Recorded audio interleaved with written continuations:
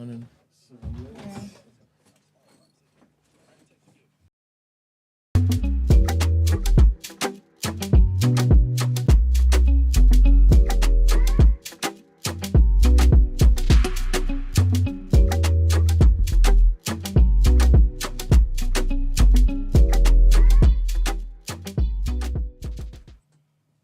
Morning, people. Happy Thursday. It is the 14th of March. Welcome to TDA, the day after.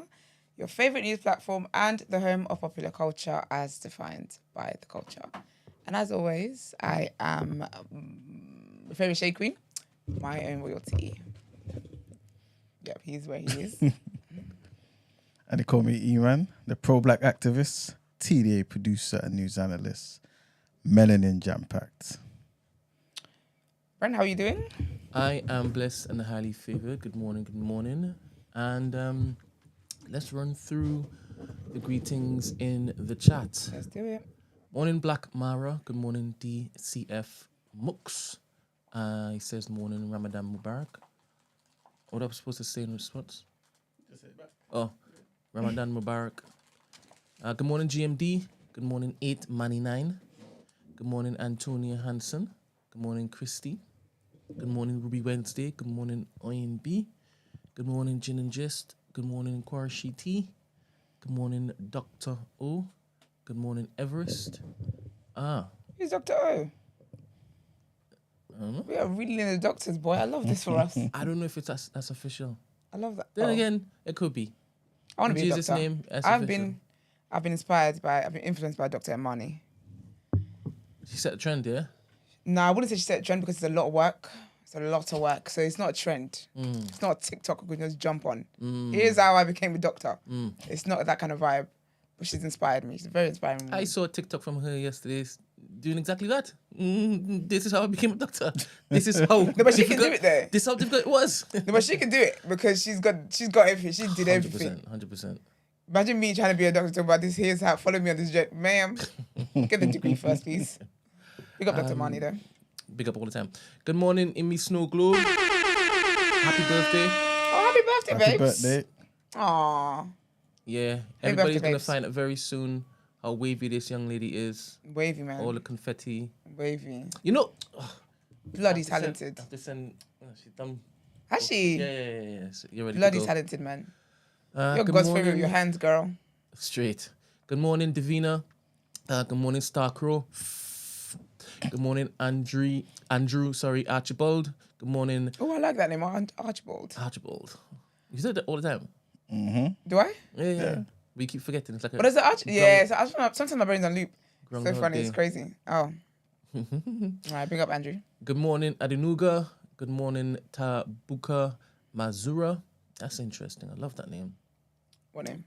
Good morning, Crucial J. Good morning, Slim86, SLN86. Good Okay, morning, Slim. Alexander. Good morning, Esquire. And that is it. All right, big up everybody, man. Everybody. So I was smiling on my phone, wasn't I? Yeah. Why were you grinning? I was grinning. Bare teeth. Bare teeth. Bare teeth. Basically, I was watching this video of a guy. I'm actually going to follow him on TikTok because I like intelligent men and like smart men. And I like men that give the tips on the foolish stuff men do, right? Favorite kind of men. But anyways, he was basically talking about the 3-month rule when it comes to men and how it is that how men move. Yeah, essentially when it's like dating or whatnot. And he was like, when a girl meets a guy, he was like, he's giving you 100% consistently for about 3 months. He was like, yeah, like he's all nice and sweet. He was like, he's consistent enough to make you think, yeah, this guy likes me. We are on the same page. This could be it for me kind of thing. But he said that after 3 months, you notice that it starts to drop. So he goes up to 95%. But he was like, it's only 5% that's been dropped. So you don't really notice because the sweetness is still majority sweetness. So you're not really noticing. Very quickly, it goes down to 90%. Now you're thinking, but again, it's not so bad. So it's like, okay, you're still there. Then it goes to 85%. Then it's like, now you notice it. Now is when you start to send him the...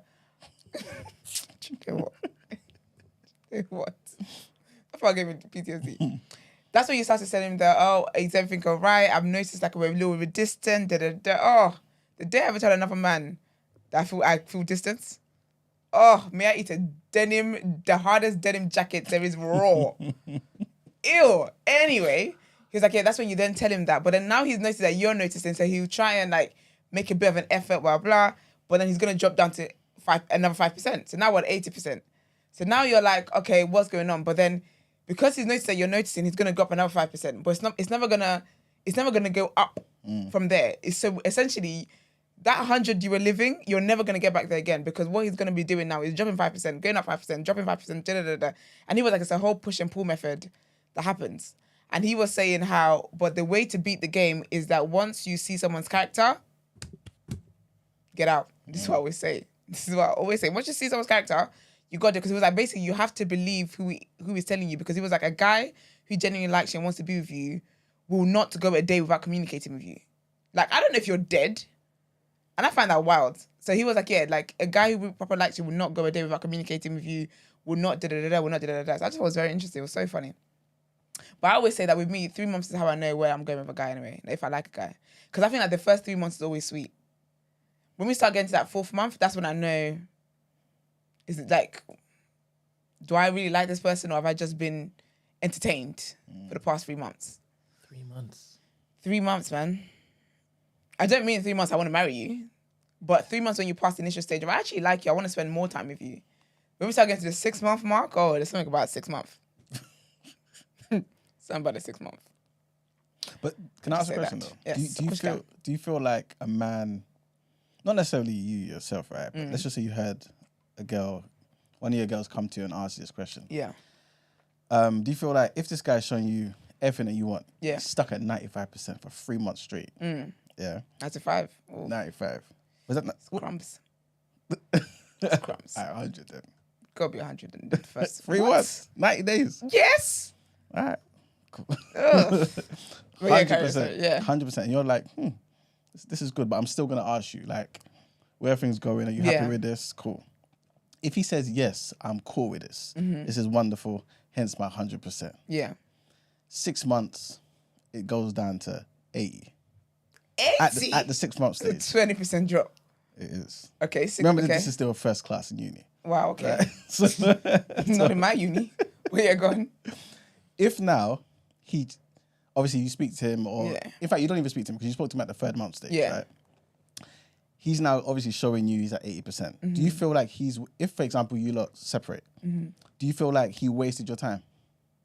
Or do you feel like he was genuine, but just something obviously... You wasted my time. Serious? Yeah, because so even if you were genuine, but then when that's something, you should have let me know. And I would have tapped out, especially when it is that you know what I wanted. I would let a guy know where my head is at. I'm not multi-dating. I'm not talking to every Tom, Dick, Harry, and Sean. I'm not doing all of that. I am. This is where I am, because I know how it is that I date. So if at any point, and you tell me you want the same thing I want, that's great. If at any point, I always let guys know, if at any point anything changes for you, let me know. The worst thing is for me to discover myself that something's changed, because you have wasted my time. So yeah, you definitely wasted my time. So you see it as wasting time, but you wouldn't necessarily see him as somebody who lied to you though. No, you lied, because you've been living a lie. Because you know you didn't want to be with me. No, at the 3rd month stage, he did. This is why he was giving you the yeah, but month 4, 5, 6. It just started slowly declining. You should have spoken to me about it. Okay. You should have, I'm not. I don't feel a way if a guy says to me, do you know what, I don't think I'm really feeling this anymore. Yeah. Like, I don't feel a way. If he says, do you know what, actually, I'm not even sure, or I've met someone, I think I want to try and consider that. I'm okay with that. But you can't be chilling with me month 4, 5, 6, and then at month 6 say, oh, it was declining. You should have let me know the moment you felt the first dip. Because if we didn't sort whatever it was out, it was only going to go low from there. So I've been thinking that, yeah, we're good, we're on the same page, and it's just been sinking for you, and I've been sitting there in my delusion. Yeah, don't make a fool out of me. Okay. Yeah. What's the time period for men? For what? No, not you. So I can't ask for what? I can't ask what the question is. No, as in I'm asking the men. Oh, no. For what? Time period for what? For you have 3 months, right? Of 100%. No. And then you know. Of knowing if you interested, basically. If I want to go further, yes. Yeah. But the initial video was the guy saying that's men. What, 3 months? Yeah, so he was like, how he moves after 3 months It's how you can't start to peep it. There's one in there. Let me tell you what happened here. I think somebody. Marcus came in here, opened up the cocoa bar. The cocoa bar is empty. Kissed his teeth. Looked at Brent. Showed Brent and said, "What is this?"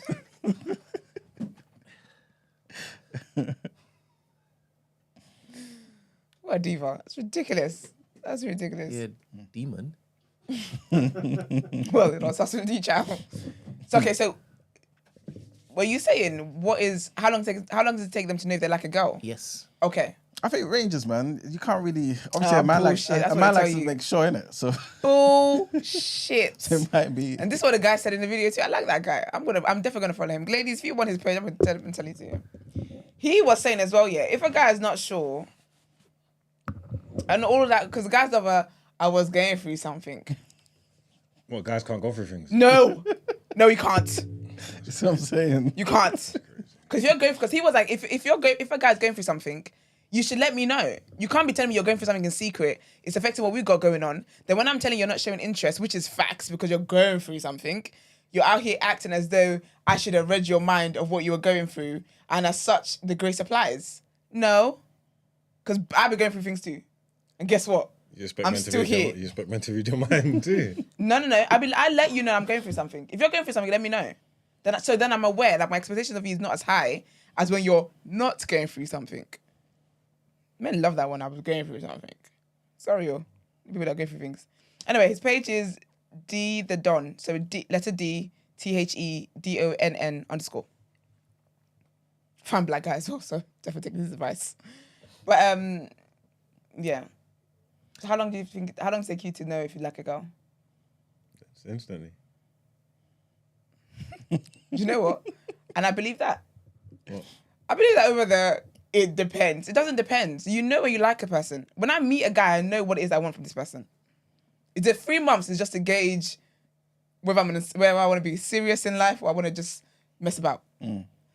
But when I meet a person, I know if you're a joke to me or not. If I want to take it seriously or not. But you know, some people get stronger in the late rounds. Yeah. So in it, like, you know, certain situation, like, okay, cool, wait a minute. Like, this particular thing's occurred. Like, you know, men go through things like we said. Like, we're trying to normalize and, you know. No, we're not trying to normalize that. Normalize communication, child. But then, let's just see if, say in this situation, this guy obviously tells the girl. Mm-hmm. In fact, he doesn't even tell her. But she understands, right? Yeah, because she read his mind. You know women can do this. Of course. And then afterwards, it's like, wait a minute, sorts out the situation. And then you start building from there and it goes back to 100%. That could happen in that 4 to 6 month period. That could. But I feel like you've got to get back to 100% there. To be fair. But to be fair, actually, yeah, I guess there's people that you might not think you would like as much as you end up liking.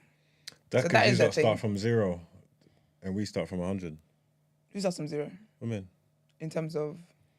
Like when you're liking someone, whatever you're gauging, when you go into the situation, you sort of start from 0. Yeah, and that's why you can get to like someone more. And that's why I think it's just you're building up points. It's not it, man. We start from 100, and you dip, and we take away points. You know what I'm saying? Like, oh yeah, this is the one. It's just one thing. Oh God, 20 points gone. Maybe she's not. You know, you're right. That's actually right. That's why I'm an advocate for moving to guys, because you will only ever be with guys that like you, and you grow to like. I know a hell of people that are married to guys that grew to like. Oh. I mean, they like them now. Obviously, they like them now, innit? It's great. But I was like, was that the best you could have done? Was that the greenest in the land kind of thing? But yeah, I guess I definitely take away points, boy. Yeah. Because I like the guy and I've approached the guy. So we be taking off points. Love to take points away. But men, I think a lot of men don't really know. Obviously, they know if they like someone instantly or not, but they don't really know how serious it is until they sleep with them. Then you can tell. That's crazy. That's good. How's that for y'all? Yeah. That's not with Emmanuel. I don't know what you're talking about. All I know is I'm on TDA and I'm a host. And I'm waiting for the intro, goddammit. Well, we have a comment from Spotify. Well, Wait a minute. before that, Wait a minute. you should have said any of that. Wait a minute. You should have said you're right. That is not for me. And I moved am on. helping you out, and you you're imagine? telling me, no, I'm going to side with Marx? Wait. Would you help me? Yeah, Of course. he was. Pardon Did you me. hear what he said? Pardon me. Exactly. Did you hear what he said? You know what, Brett? Usually you're not helping me. Bloody hell. So, you know what I'm saying? PTSD. What's the comment? So we've got a comment from Warren5902. That's an interesting number. Says Kai put a zebra there because he always gets compared to the zebra from Madagascar. It's not out of ignorance. Please give this message to Esther. Well, Esther has received the message and rejected it. Thank you so much. That's wonderful. that is wonderful. You don't even look like my. That's the zebra, because the zebra looks like Chris Rock, because it's Chris Rock's character, and the zebra was made to look like Chris Rock. Does Kai look like Chris Rock? Yeah? Kai sent it. Same skin tone, but No, I don't like it. It looks like the zebra though. fair. But Kai's having a great time, man. There was a video of him. I think he and Davido were going somewhere, and he's too busy like shooting one.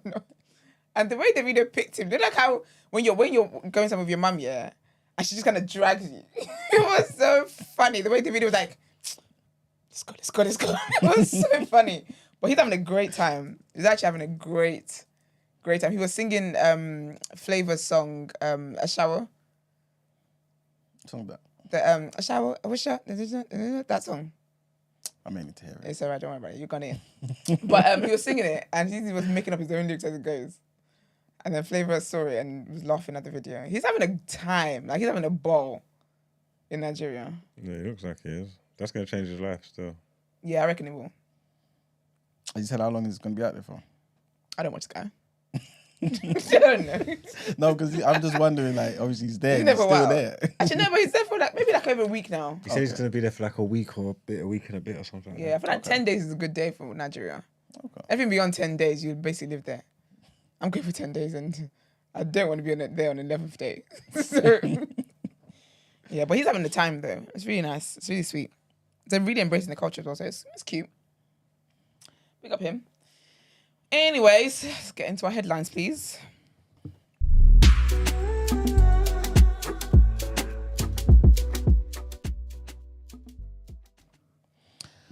All right. So, our first headline. A lot of these headlines are going to be a bit somehow. But anyway, first one. Diane Abbott has criticised the Speaker after he failed to call her during yesterday's Prime Minister's questions, which was dominated by the race row that was surrounding her, right? So Sky News has seen that Miss Abbott stood up 46 times, right, in 35 minutes in the comments to try and have her say in the debate without success. The row was sparked by comments from the Tory donor Frank Hester, who allegedly said that the MP, not allegedly, who said that the MP made him want to hate all black women and that she should be shot. In a post on X, the former Labour MP, Miss Abbott, wrote, "I don't know whose interest the Speaker thinks he is serving, but it's not the interest of the Commons or democracy." Miss Abbott later revealed what she would have said had she had been called to speak in the session. She's speaking to Sky News. She said, had the PM considered that if he was a little black child watching how it took his party 24 hours to say that insisting a black woman politician should be shot was racist, that might make that young child think twice before entering politics altogether. So that's what she wanted to say. Next headline, linked to the same Tory donor, a racism row involving the same guy has intensified following revelations of further resurfaced comments from the same guy, Frank Hester. So Mr. Hester is alleged to have called a meeting in 2019 of his foreign workers to address allegations of racism. The business tycoon asked if there was no room for Indians then, right? As he addressed staff members on a crowded balcony. This guy is insane. Sorry. So the business tycoon asked if there was no room for Indians then, right? As he addressed staff members on a crowded balcony at a meeting in the company's headquarters. This according to The Guardian. He's then reported to have said, "Climb on the roof, like on the roof of the train there, maybe." Mr. Hester also referenced a forthcoming work trip, allegedly saying, "I'm looking forward to going to Malaysia so that I can make new jokes. I don't know any jokes about Malaysian people, but I'm sure we'll find them. There have got to be some, haven't there?" I don't want to hear, the more that comes out about this man's racism, I don't want to hear nobody decides to start lighting torches about nothing because he wasn't racist with a black woman. So I'm not trying to see any kind of him because now it's to certain other people. Nope. Everyone's going to get cooked. And our last headline, this is going to be linked to the topic of the day, yeah? So I want to get you guys' opinion on this. And the government has said that foreign governments will be banned from owning UK newspapers and news magazines. It follows criticism of a proposed takeover of the Daily Telegraph and Spectator, by the UAE-backed investment firm Redbird IMI. The government said that the proposed legislation would deliver additional protections for a free press. A spokesperson for the UAE-funded group said that they were extremely disappointed by today's development. Labour has indicated that it would back the change, which would be in an amendment to a new law being debated next week. There had been growing cross-party pressure on the government to act, and it was facing a possible defeat in the House of Lords on Wednesday from peers who wanted to see urgent action. Announcing the ban, Lord Parkinson of Whitley Bay said that the new law would rule out newspaper and periodical news magazine mergers involving ownership, influence, or control by foreign states. And that's it for the headlines. All right, let's get into what you're saying. Topic of the day.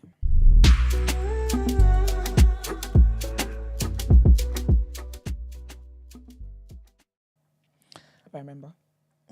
All right, people. You're not going to. No, but I want to though.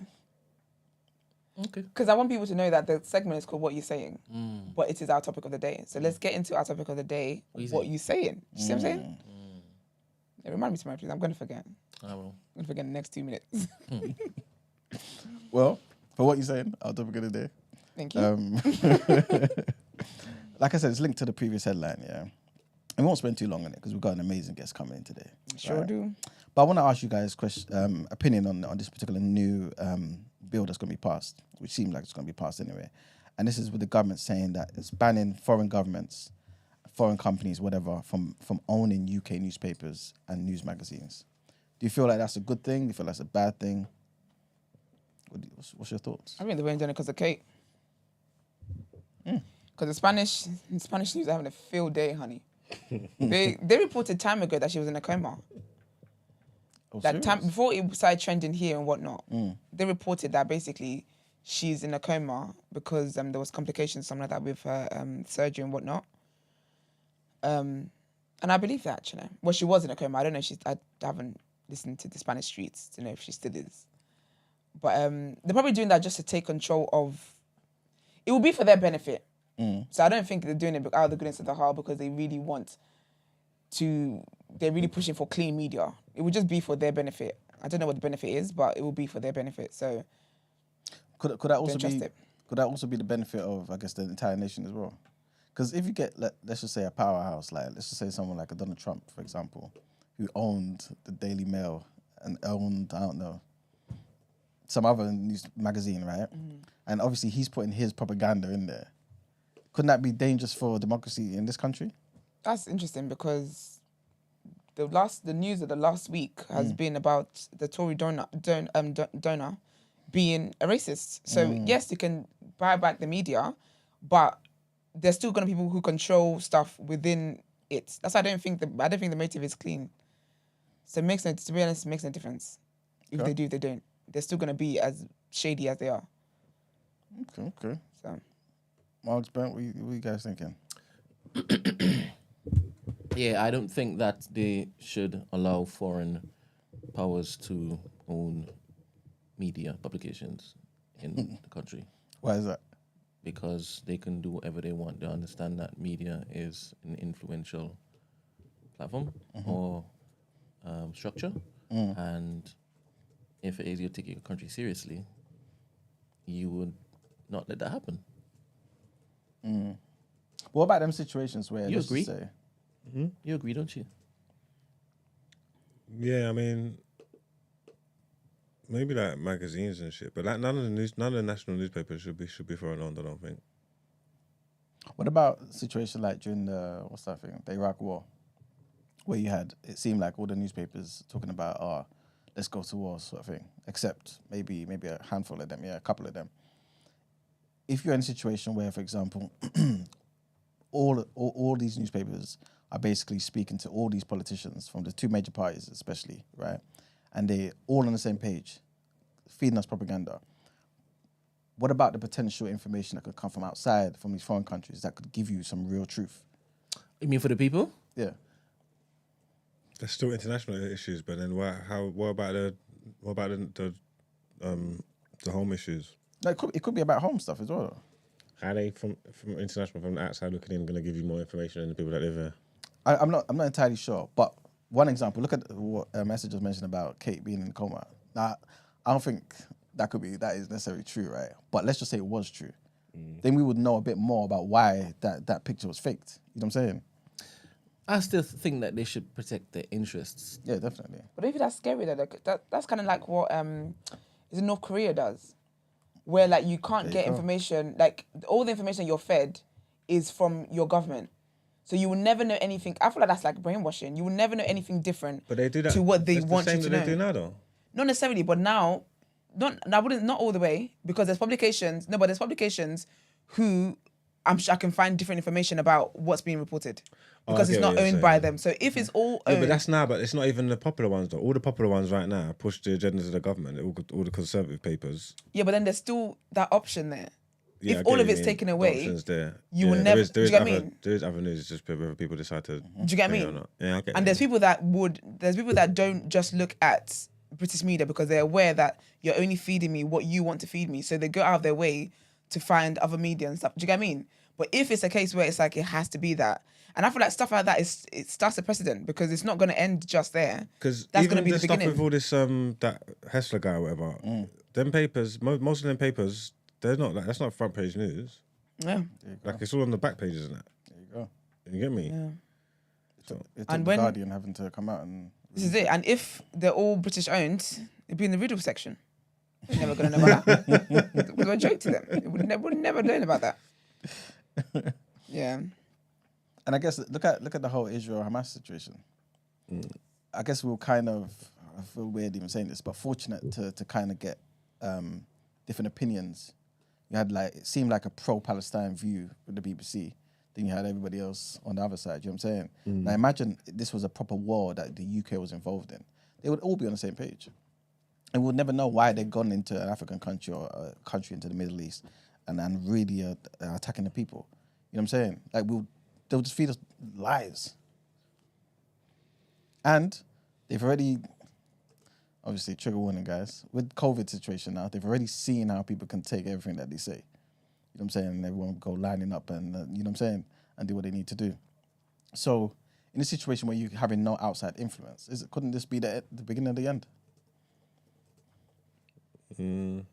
Or you feel like this is just an extreme idea? I don't think it will stop with my thing. I don't think it will stop with newspapers, because newspapers and paper media is dying out.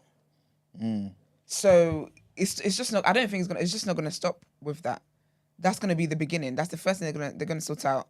Before we know it, then even like the things that we can kind of watch on TikTok, watch on YouTube, all that kind of stuff is gonna start getting censored. America. I just don't think it's gonna be just the papers and then that's it. Saying that though, before we jump into the TikTok thing, because you made a good point there, which is actually one of the headlines coming up, right? But could this be one of those symbolic pieces of nonsense? Because really, all of us have access to foreign newspapers since nobody buys newspapers now. You can just go online, innit? So really, even if it is a situation where it's like, okay, cool, the UK-based ones are owned by the UK, but so.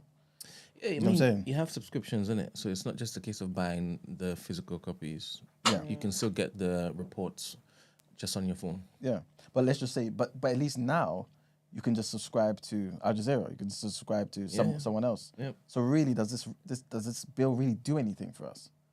Is it really as devastating as it sounds? I still think yes, only because I guess we're looking at how we consume, the people around you consume media. That's a bit different than the rest of the UK. Yeah, people still just using Daily Mail as their source of information. People gravitate towards what they want to see anyway. True. Okay. Ultimately. True. Okay, but like Esther was saying, now let's take the other point. Is this something that could just, I don't know, spread into other areas? So look at, again, America, they've, yesterday we're talking about Biden saying, look, if the House passes the bill, he's gonna sign it and ban TikTok from America. 130 million Americans use TikTok. Is this something that could happen in other areas of life? Is that a good thing? Banning TikTok? Yeah, like that just being the beginning. I'm not sure if it is that you've been following that TikTok like story in it, but TikTok's doing a very, very naughty. According to who though? According to the government, Right, the American government. Precisely. No, but you can see what they're doing though. How can you see what they're doing? You can see that what they're feeding their people is different than what they're feeding the rest of the world. I mean, are they feeding the people stuff or the Americans? I'm not sure if it is that you've stuff? actually followed the case properly, but they've actually found evidence that they've been using certain backdoor tricks to get information. Okay. And that's why they banned it off government phones. And they didn't ban it from like all across America, but they're trying their hardest. Remember, ByteDance is owned by the Chinese government. And that's who owns TikTok. I don't think it is just as simple as you saying, no, I'll let people have their fun. But, again,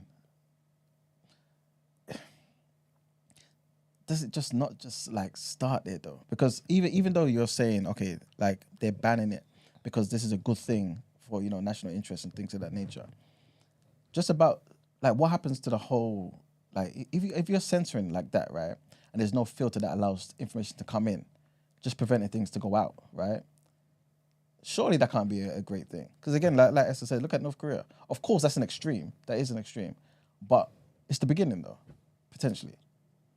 Because there'll always be a reason to say, yeah, we're going to ban this because of so-and-so. I'm saying that America is going to protect its interests. Yes. So if they believe that TikTok is causing people to have information that they don't want and causing unrest within their country, they're going to take measures into their own hands. And I don't know if it is that's something that if you were the president or if you were running America, whether you'd see it as a bad thing. You would agree with that. I don't want unrest in my country based on what the Chinese government has decided to basically do. Because once we pop down, then you're running things. What sort of evidence have they got? Do you know? That talks about it could be fabricated evidence, to be honest. Exactly. But it's they actually brought it to the Congress.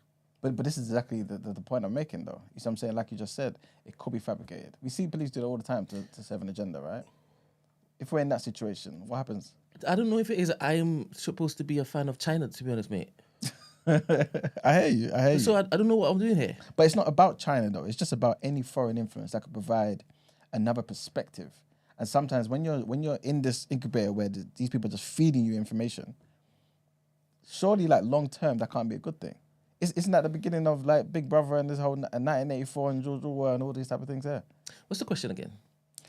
The question is it a good thing that the UK feels like, feels a need to ban all foreign ownership of UK magazines and newspapers? There's one thing. This is national newspapers or just newspapers full stop? Newspapers and magazines in the UK. Because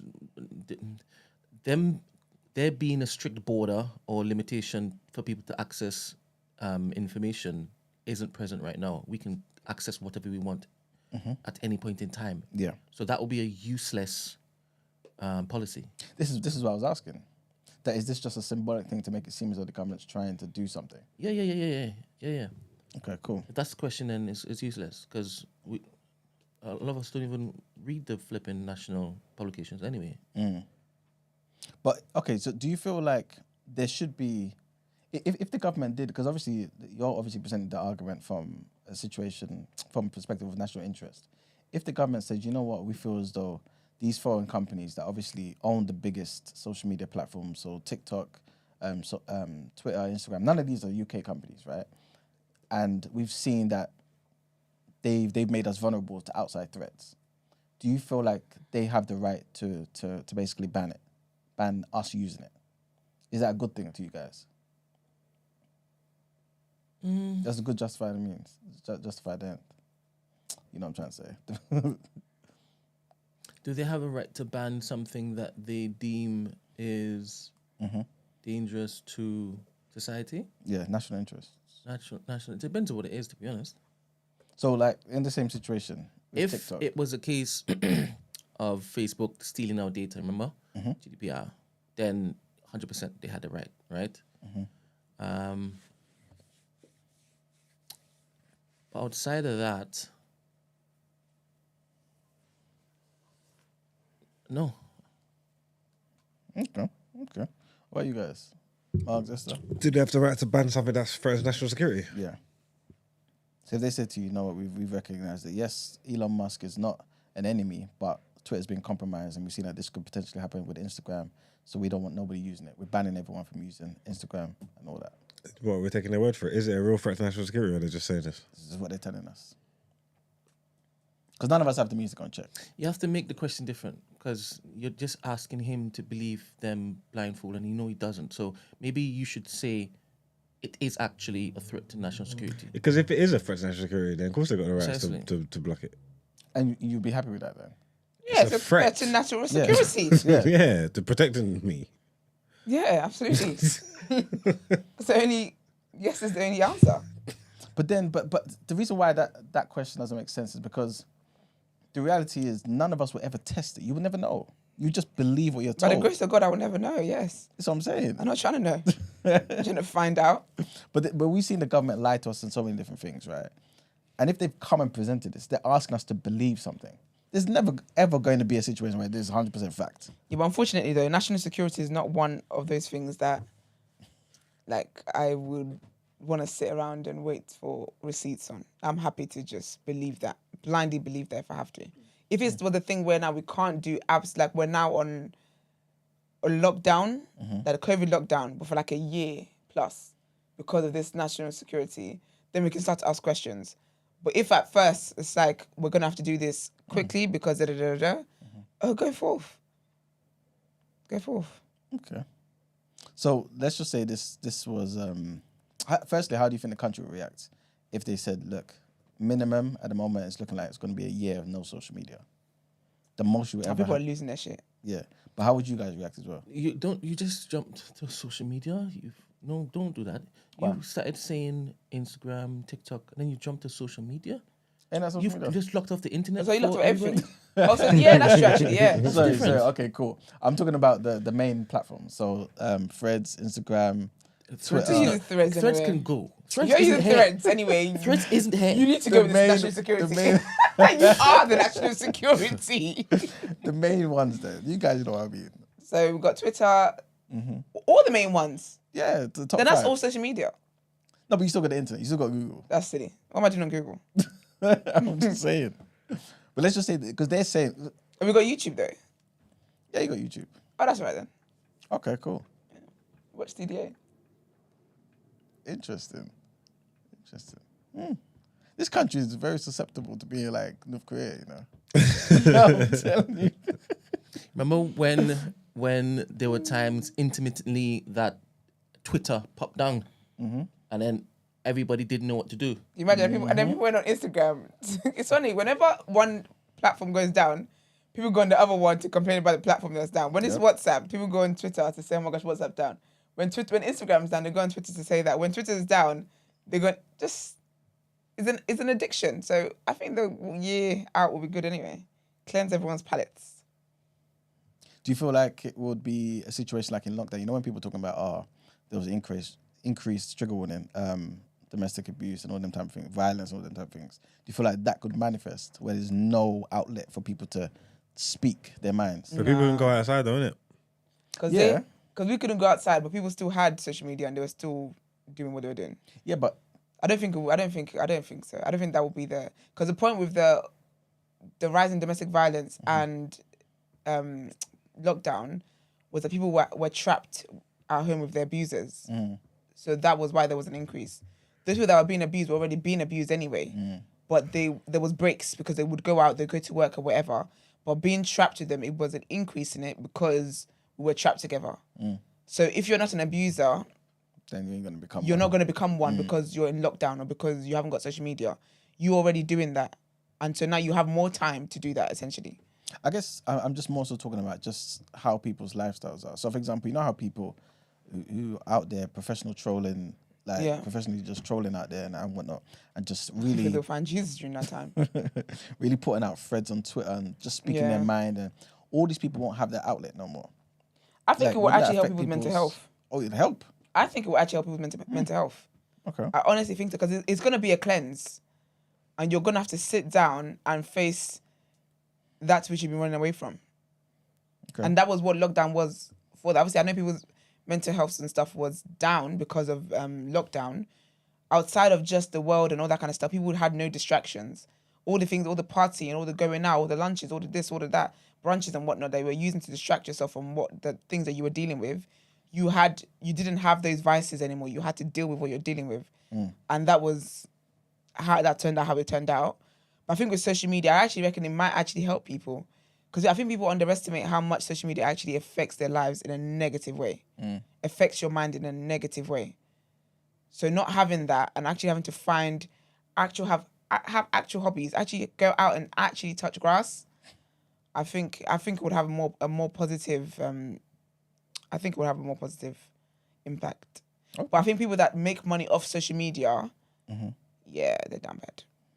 Because a lot of people actually make money from there. So the economy potentially would suffer. Yeah. Why don't you get your camera out to go on YouTube? True indeed. There's other ways to do it. All right. I think we can kind of wrap up there because the next headline is kind of linked to this as well anyway. So wonderful. All right, let's get into our next headlines.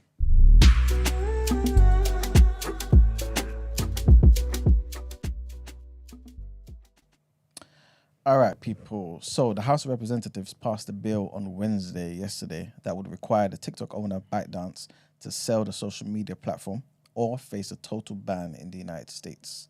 So the vote was a landslide with 352 Congress members voting in favor and only 65 against. The bill, which was fast-tracked to a vote after being unanimously approved by a committee last week, gives China-based ByteDance 165 days to divest from TikTok. If it did not, app stores, including Apple App Store and Google's Play Store, would be legally barred from hosting TikTok or providing web hosting services to ByteDance-controlled applications. The vote in the House represents the most concrete threat to TikTok in an ongoing political battle over allegations the China-based company could collect sensitive user data and politically censor content. TikTok has repeatedly stated that it has not and would not share US user data with the Chinese government. Next headline, and the government's proposal, we spoke about this the other day, but the government's proposal to redefine extremism will vilify the wrong people and risk more division. This according to a coalition of Muslim organizations. Signatories include groups which fear they may fall under the new definition, which is due to be announced as part of the government's new counter-extremism strategy on Thursday today. So Cage International, FOA, the Friends of Al-Aqsa, MAB, the Muslim Association of Britain, MEND, Muslim Engagement and Development, and Five Pillars say that the proposed definition signals an attack on civil liberties by attacking law-abiding individuals and groups that oppose government policy by labeling them as extremists. The spokesperson for the coalition said this new extremism definition is a solution looking for a problem. It attacks one of the cherished cornerstones of our pluralistic democracy, that of free speech. Anyone, regardless of faith or political colour, should be free to criticise the government of the day without being labelled as extremists. This follows warnings by the Archbishop of Canterbury, Justin Welby, that the proposals risk disproportionately targeting Muslim communities. Some people are saying that this new definition might include what Hester did. Wow. So, obviously this is after the fact, but yeah. Anyway, so our last headline, trigger warning on this one, guys. Big trigger warning. Take 2 seconds. The number of domestic abuse victims taking their own lives has become even higher than the number being killed by their partners, apparently. This has been revealed in a new report as police were urged to do more to stop violent and coercive men. The report for the National Police Chiefs Council shows that 93 out of 242 domestic abuse-related deaths nationwide between April 2022 were suicides. That was more than 80 intimate partner homicides recorded during the same period, making suicide the most common cause of death amongst domestic abuse victim for the first time. The findings, which were released yesterday or Wednesday, which police said reflect a better understanding of the factors contributing to suicides, prompted calls for intensified action to stop perpetrators before future lives are lost, as well as the promise of greater efforts to prosecute domestic abusers responsible for driving women to take their own lives. The report also shows that the abusers were already known to police in 4 out of 5 of the domestic abuse cases that ended in a killing or suicide, while 3 out of 5 were known to other agencies. And that's it for the headlines, guys. Time to pay the bills. Alrighty, let's get into some word on road. Before we continue, What's up? join Discord to call in, but I guess my opinion is not needed or accepted over here. I don't know what that means. Is it fight? Can Saka's you, big sis. Saka's big sis is funny, man. when you join Discord, you have to let me know you've joined Discord. Like send a message. There's a chat in Discord, Such a funny character. so I know that you're there. Oh, we're still waiting. You can hop on over. Yeah, jump in. I'd love to hear your voice. I haven't heard your voice in a while. All right, cool. That's no babes. So, what's the next one? Word on road. All right.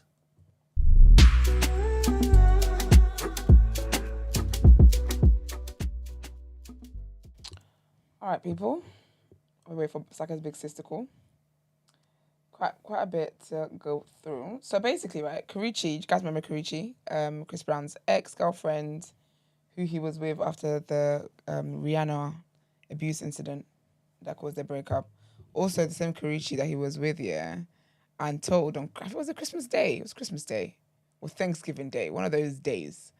Told her he's popping to the corner shop real quick just to get some milk. She turns the TV on while she's waiting for her man. She sees him sitting courtside with Rihanna. Do you know how mad? That did happen. It did. I promise you. It did. She couldn't believe it. She could not believe it.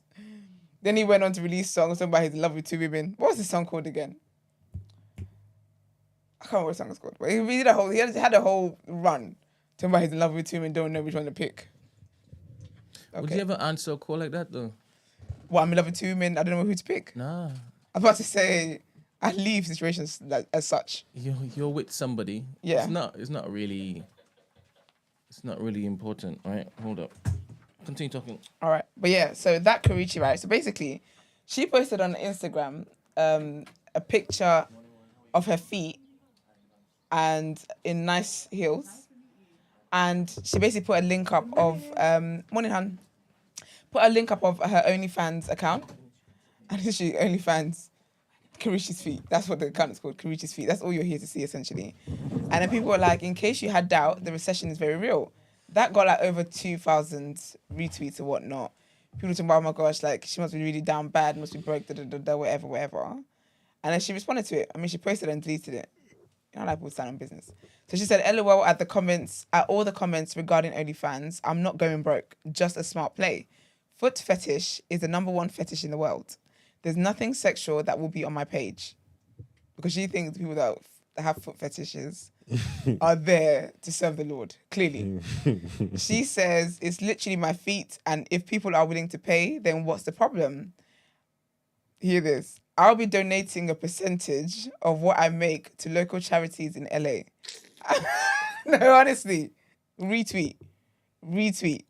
I have a team that helps with the page, so they'll also be able to eat from this as well. She's providing jobs. In the community. She's doing community work. There's a stigma around OnlyFans, but there's literally chefs, musicians, yoga instructors, etc. on there. I mean, to be fair, OnlyFans definitely does have a bad rap, though. Do you get what I mean? Because there's actually a lot of healthy people. There's a lot of healthy... there's a lot of different type of content on OnlyFans, but only the sexual ones get the PR. But apparently there's chefs on there, musicians, yoga instructors, all sorts on there. Talk to me about that marketplace. Sorry, I've never been there. Like, what does it say? Is that correct? It's like Patreon. Is it easy to kind of browse? I might actually check it out for You research saying you don't know? purposes. You saying you don't know? Yeah, it should be. It's internet, isn't it? My friend, I thought you were an OnlyFans patron. Yeah, but you're making out like you don't know how to navigate apps. I don't know what the UI is like. I'm asking you. Because it's like... Yeah, and I'm saying, it should be, because it's just an app, innit? If you can use any app that you download in this day and age, you'll be able, if you went on OnlyFans now, you'd be able to navigate your way through it. That's the question you're asking, yeah. No, asking? because she's saying the ones that do the best are the adult ones, right? No, that's the one that get the good the PR. one that people talk about. The So new- people assume that OnlyFans is just for adult content. There's Is people it- making money off OnlyFans that's not doing adult content. Yeah, but like, when you gone there, is there a clear distinction of like, so has it got like subgroups, like adult content, food, what I'm asking, the browsing yoga? aspect of it. Do you get what I mean? Oh, I don't know. I never think like that. You just type in what you want. So Oh, is it? you type in the names of the people that you're looking for and you go there for. I don't know. But if I don't know the names, how do I discoverability. discover people? Got paid to discover. That's a good marketing. Why it discover if it says OnlyFans, so it's for fans of people. Why would you be on there trying to discover? Because you you'd just be said on- this. Don't say it like that. No, because why would you be trying to discover? You'd go there because someone that you're a fan of has pushed you over there, so you're going to support something that someone that you're a fan of has pushed Okay, so I behind see the why you paywall. say it's like Patreon then. Do you know what I'm trying to say? So why would you be browsing OnlyFans? You're a fan. You're supposed to be a fan. Okay, I think of about the it person that in you're the supporting. Patreon way. Because the Patreon, I would go on Patreon, because I want to subscribe to, like, behavior normally is not enough for me. I want to go and... You know what you're going there for. Okay. Do you know what I'm trying to say? Okay, yeah, that makes sense then. Do you see it, Brent? Brendan's getting receipts. In my head, you can discover other Patreon pages on Patreon. Yeah. There's discoverability. And I suppose, it depends on what content you're going If you're for, looking innit? for Porn new or something. content creators to basically follow, Okay, so I can go it there. makes sense if you want to keep people in your particular marketplace. You make like subcategories and whatnot. If you want to follow this stuff, you go there. Yeah, I don't know. I've never used it like that. I've never browsed on there before. So I don't know. How many OnlyFans do you sign up to? At the moment, none. I don't think. How much? At your best, how many did you follow when you were supporting the most? I don't know. I've never counted. Look at you laugh. It's so annoying. It was too much to remember. No, it's just it's not something that I count. I'm never I'm not tracking it. I don't know. The people that you followed, what were the reasons why you rescinded your patronage? Subscription. The time ran out. So just 1 month a pop. Must be, yeah. Fair enough, man. Yeah, but anyway, Karrueche told you that she's not broke, so leave her alone. Someone else who's telling you she's not broke is Young Miami. So obviously Young Miami, everyone knew she was going out with Diddy. I didn't know there was an age gap between Young Miami and Diddy, you know. Sorry, what? There's an age gap between Young Miami. It's like Are you 50 pounds, some. Of course you knew that. Wait a minute, Diddy? You thought Young Miami. I didn't think, first of all, you're going to calm down. Your tone over there. No, but I didn't think there was like a crazy... I don't know how old Young Miami is. Is she my mate? She's 30. Okay, she's 30, he's 54. That didn't register to me. I didn't think Diddy was 54. Now he looks it, because obviously he's down bad. He's going through things. The wrinkles are, wow. That man is going. He's aged overnight. Aged like Pharrell when Pharrell said all lives matter. The way Pharrell aged, it was disgusting. Is there a picture? Oh, Pharrell? No, Diddy. I was going to say you... Boy. Anyway, of Diddy, I saw one actually. Oh, should I screenshot it? He was doing... what's that thing that these people do sometimes? When there's someone in kind of clear with spirits and stuff. Oh, sage and stuff. Yeah, but he was also had a massive blunt he was trying to smoke. Where is the page? I saw it on crap. Was it near his pool or something? No, he wasn't living room, man. Where was it? I just saw it. And literally the caption said he's gonna need more than this. Hold on. Oh crap! Why can't I find it? Oh, here it is. Look at that. The picture is so bad. I didn't even notice it was him. Should I email it? Yes, please. He's got grey hairs and all sorts. He ain't even, what's the word? He's not even dyeing them no more. You just said, all right. Sent. Okay. Yeah, he looks like he's in Christmas pajamas in March. He's going through it, man. It's not it. But anyways, so people have talked about their age gap and what. Whenever we talk about age gaps and whatnot recently, we're like, oh, there's a 24-year difference with them. But anyways, basically, people have been making a lot of jokes that obviously because Diddy's going through what he's going through in it, she essentially, her sugar daddy, that the sugar daddy agreement is done because he's got a lot of money to be spending on his court case and whatnot. And so she's got a closet. It's called Young Miami's Closet, right? Where she's selling like designer clothes. And people assume that because she was doing that, it's called Karrueche's Closet, sorry, Karrueche Closet. People are basically saying that, oh, that money is really dried up and she's really going broke and she's this and whatever. But obviously, she's not. There he is. Is this what you call a silver fox? No, it's not. Hey, he's doing that thing that Charlemagne does. What should I do? He burns the stuff and he As I said, Sage, yeah, he's trying to ward off the bad spirits. This time he's the bad spirit. Now you ward off yourself. Yeah, he's going for it, man.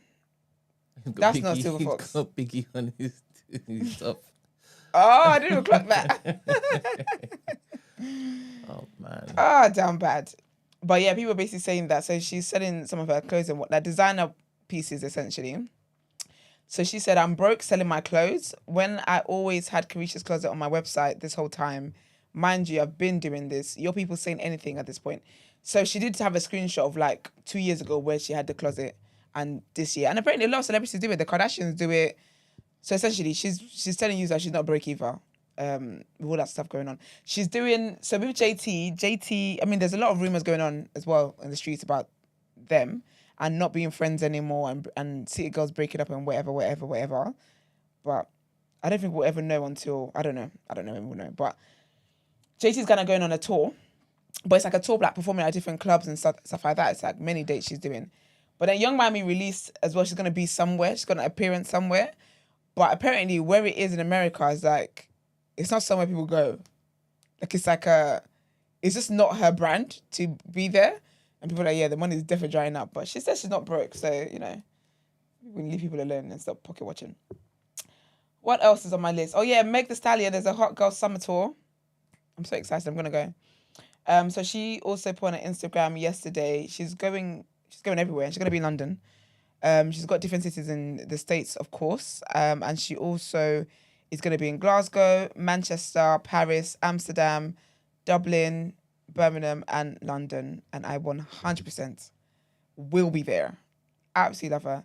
So that's going to be in May. It says mid-May, to be fair. She's going to release a date, she said, on Friday, I believe. I should be back from Nigeria, hopefully, for it. But yeah, man, I'm looking forward to it. It's nice that she's back to doing what it is that she loves. It should be fun. And I will report live from the premises, y'all. I will let you guys know how it goes. What else is there? Oh, yeah. Simon and Porsha are getting on my nerves. I don't know what they're doing.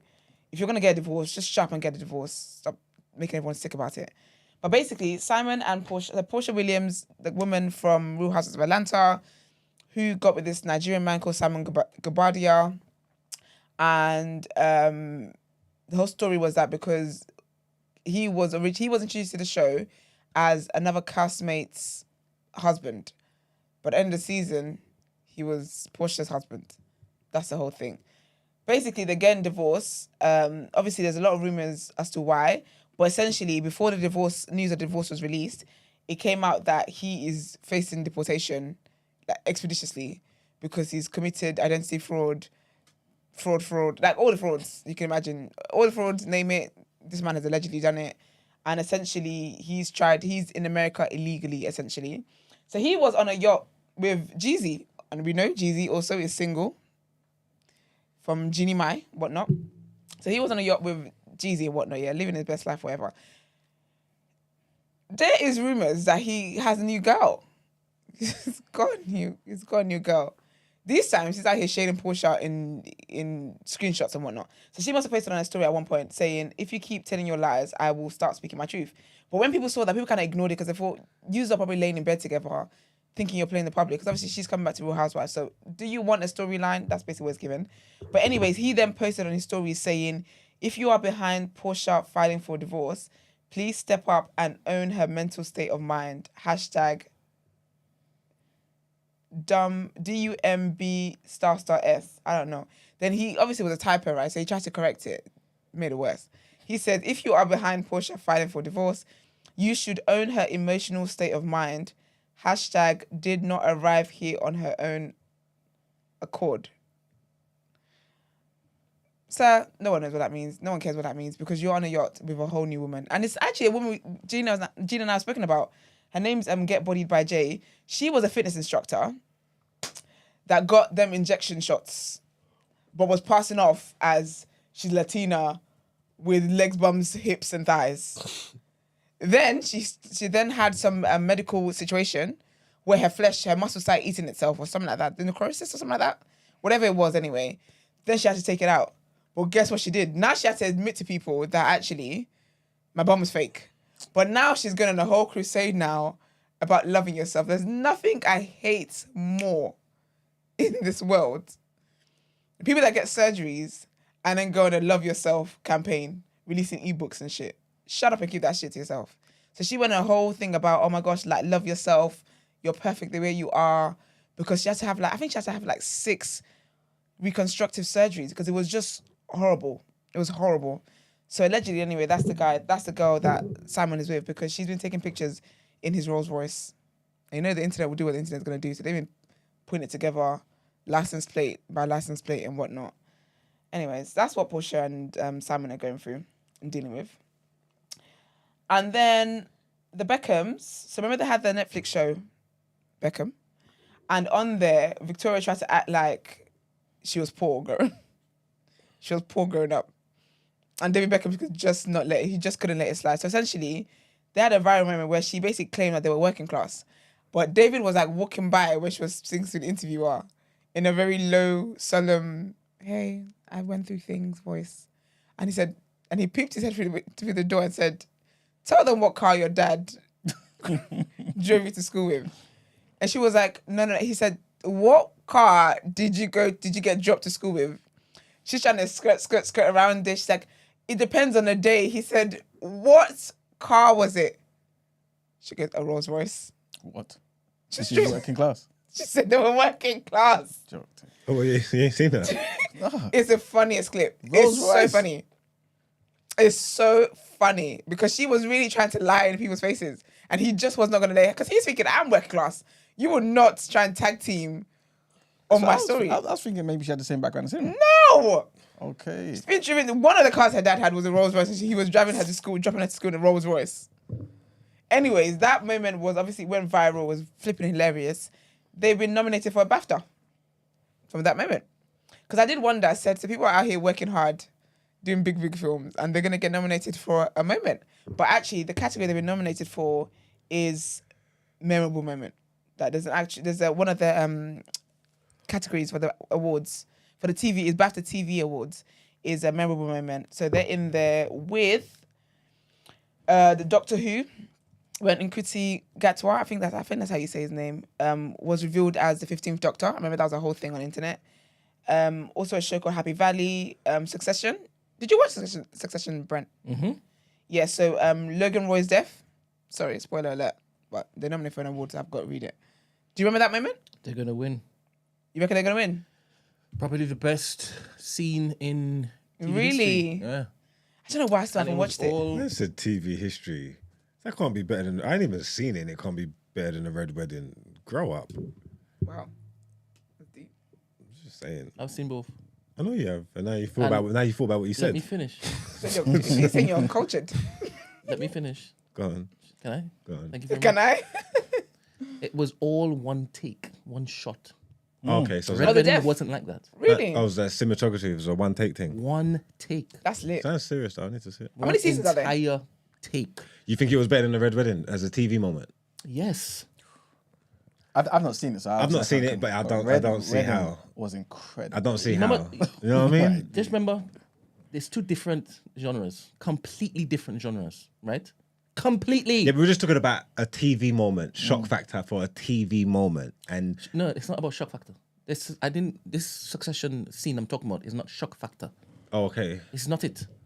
That Red Wedding, 100% cool. The dragon's there, mate. This is different. And you haven't seen it. Now I want to watch it as well because I always heard good things about it. Ah, it was amazing. And is the Red And I Wedding started as well, guys. better than Walking Dead when Negan came through and smashed that guy's head? That was nasty. Which is better? For me, I think Red Wedding came before that, innit? 100%. So it has. Up until that moment in time, I hadn't seen nothing. And I'm a TV man. I hadn't seen nothing like this before the Red Wedding. I didn't know the writers. I didn't know that was their bag. I didn't know. Oh, so it's your virginity that you're remembering. Oh, Maybe. Fair enough, fair No, but then again, enough. though, the Negan's thing was mad, but I don't think it was ready for Red Wedding. Red Wedding it's like the greatest TV moment in TV history. When Negan thing happened, I forgot Red Wedding. I forgot it. You just reminded me.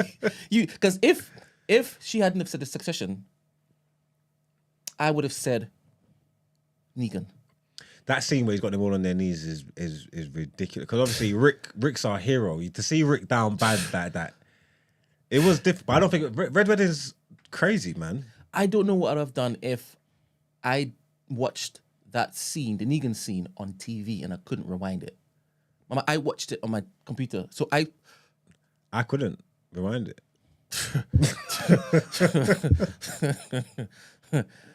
I remember that day on Twitter. It was finished. Okay. Finished. Sorry, I guess we're back in the car.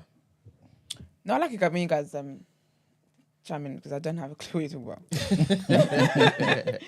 But it'll be interesting to see what moment wins it though. Because I don't want the Beckhams to win just on popularity. Do you get me? That's not fair. People, actors are working hard for their money. But anyway, so there's that, and then lastly, Kanye had a rant. His song with what's his name? With Ty Dolla $ign. Is it Ty Dolla $ign? Yeah, it must be Ty Dolla $ign. I don't know. He's got a #1 song essentially that went #1, right? And to celebrate his #1 song, he decided to go on a rant. Why can't people just enjoy things? But he says, Rich, Ty, actually, yeah. So I guess got Rich, anyway, whatever. Rich, Ty, Carti, and the supporters that stood by us through everything. This #1 is for you. It's for the people who don't be manipulated by the system. And F Adidas and everybody who works there or with them. Anyone who goes to school with anyone whose parents work at Adidas, just know they try to destroy me. And here we are with the #1 song in the world. What's that got to do with anything? Anyway, like the fake dude I saw in the lobby at the Ritz that works at GOAT, you pussies don't stand for shit. And F everybody at the Daily Mail and F everybody at the fashion houses that sided with Gabby and Hailey Bieber. Why is Hailey Bieber in it? Why is Justin Bieber's wife in it? Sace, big up Sace. Says definitely Walking Dead. As in that's the greatest TV moment. Do you agree? With Sace? No, two of you can be wrong. What are you talking about? You're both wrong. Guys. That's all that is. But thank you for taking part, Sace. Big up Sace there. All the time. Yep. And then Kanye West goes on to say, F each and every single one of y'all. And F every Christian that watched me have my kids taken out of my control. That's how I feel. And it's F Drake for taking Dirk right at the beginning of the Vultures rollout. I'll come back to y'all if I think of any more fuck yous. Everybody. And I said at the end, didn't it? I know. Because I do want to say F yous. Do you know what I mean? I feel like, yeah, so F everybody. Cut a long story short. Anyway, Drake, who only ever knows how to reply, for the most part, replies to women and never men, did respond to Kanye in a way. And he posted the 50 Cent meme. You know when 50 Cent's like, what's he saying F me for? And He basically posted that. Yeah, man. Kanye is a character. I like that any opportunity he gets, however positive it is, he will use that moment where people are looking at him to say something positive to say F Adidas and them. Big up Kanye. Anyways, that's it. Let's get into People's Journal, please.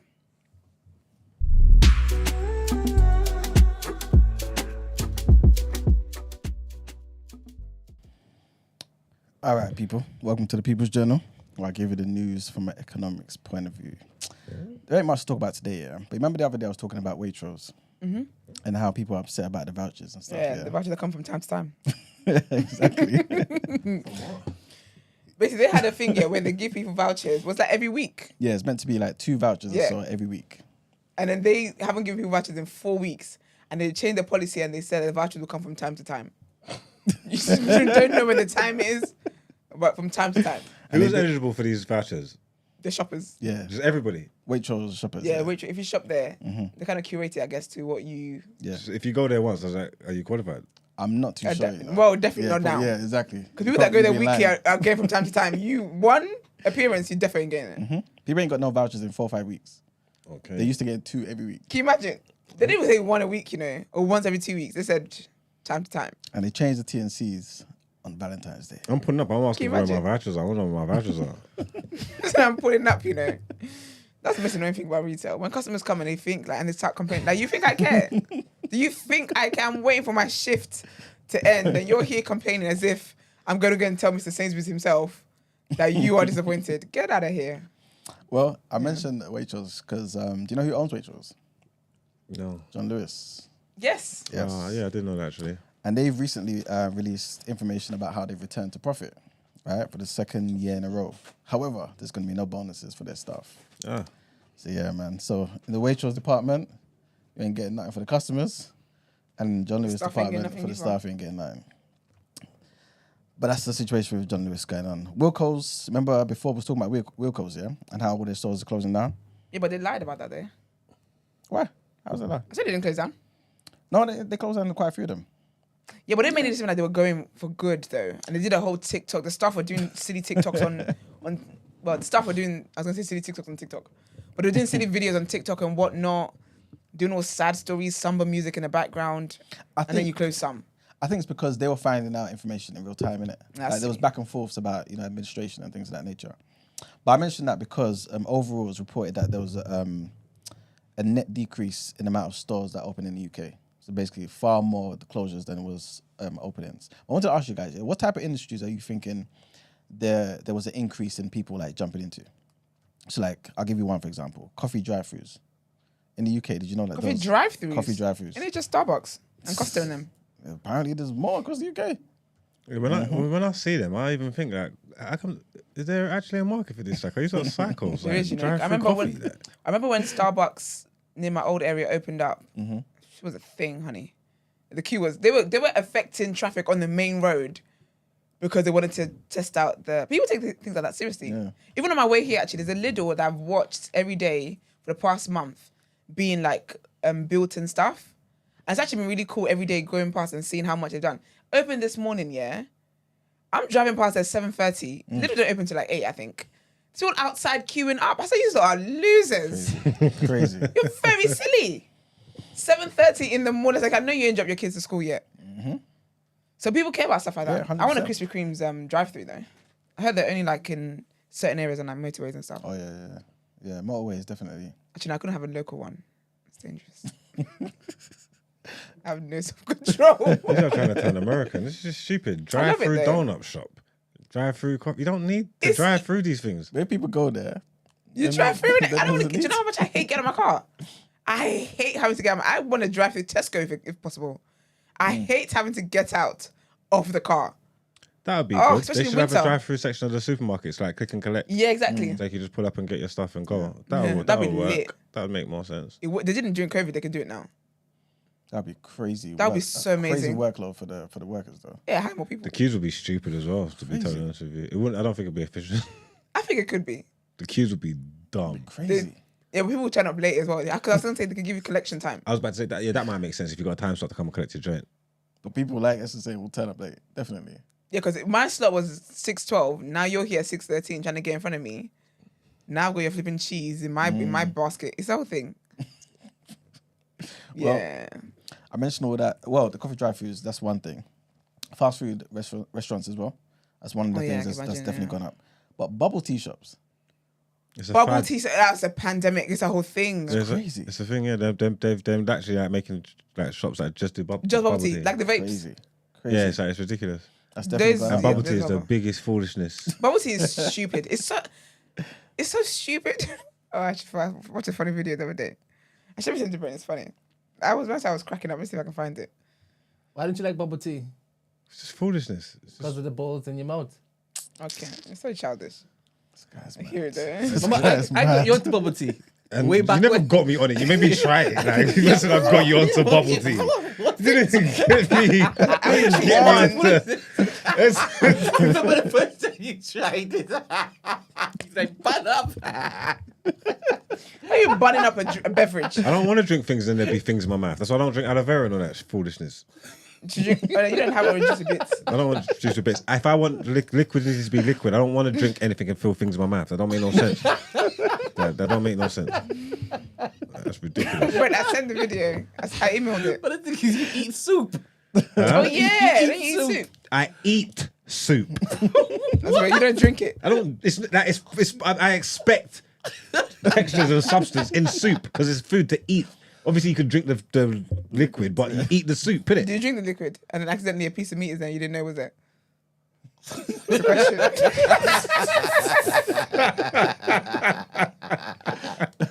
It's expected from there anyway. It's expected from the soup, innit? So there's no surprises there. I hear you. You get what I'm trying to say? If you're drinking a drink, I'm not. Yeah, it's too. I don't like surprises. I hope you guys find it funny because when I tell you I was crying. To show you my new favorite thing, milk tea. I had it for the first time today. Okay, wait, hold on. What? It's I bubble had tea. it already for the Different first time flavors. today, and it was so good. I went back and I was like, please, can I have some more? Oh, hold on. It's hot. Ooh, it's hot in here. I'm from Texas, y'all. Oh, God damn it. I'm out of fuel. Anyways, It's got nothing to do with milk the tea bubble. is No so way. good. It's bubble tea. That's a type of She said bubble I tea. had to try the Bob Why are you laughing? It got nothing Just to do wait. with this the tea. time, so I had the little... Because I know what's coming. She said to shake it, and I think they're supposed to dissolve. But I'm obsessed. You just poke a hole in it. Oh my God, I choked on something. My car. My car. Oh my God. Fuck off. What the fuck was I choking? I'm obsessed. You just poke a hole in it. I don't understand why you. Oh my God, I choked on something. I don't understand why he was surprised because he drank one earlier.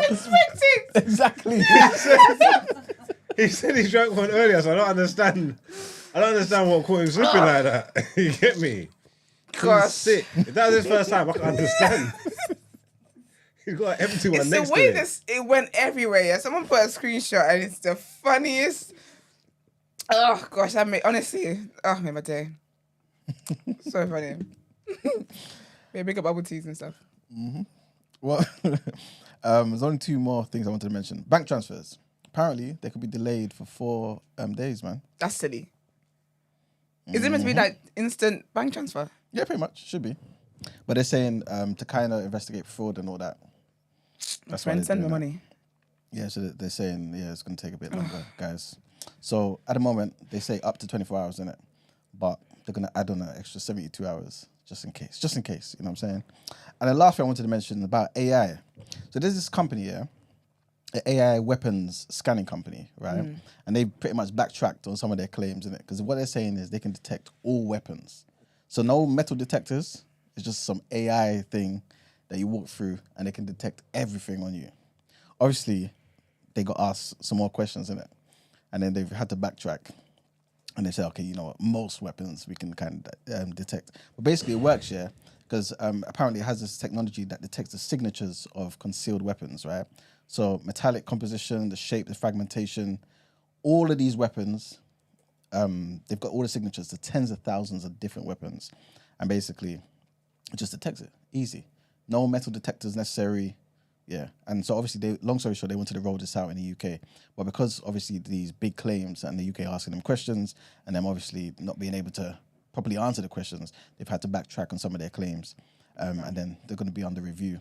And then maybe if they pass again, be rolled out in the UK. But yeah, that's pretty much it for the People's Journey, you know?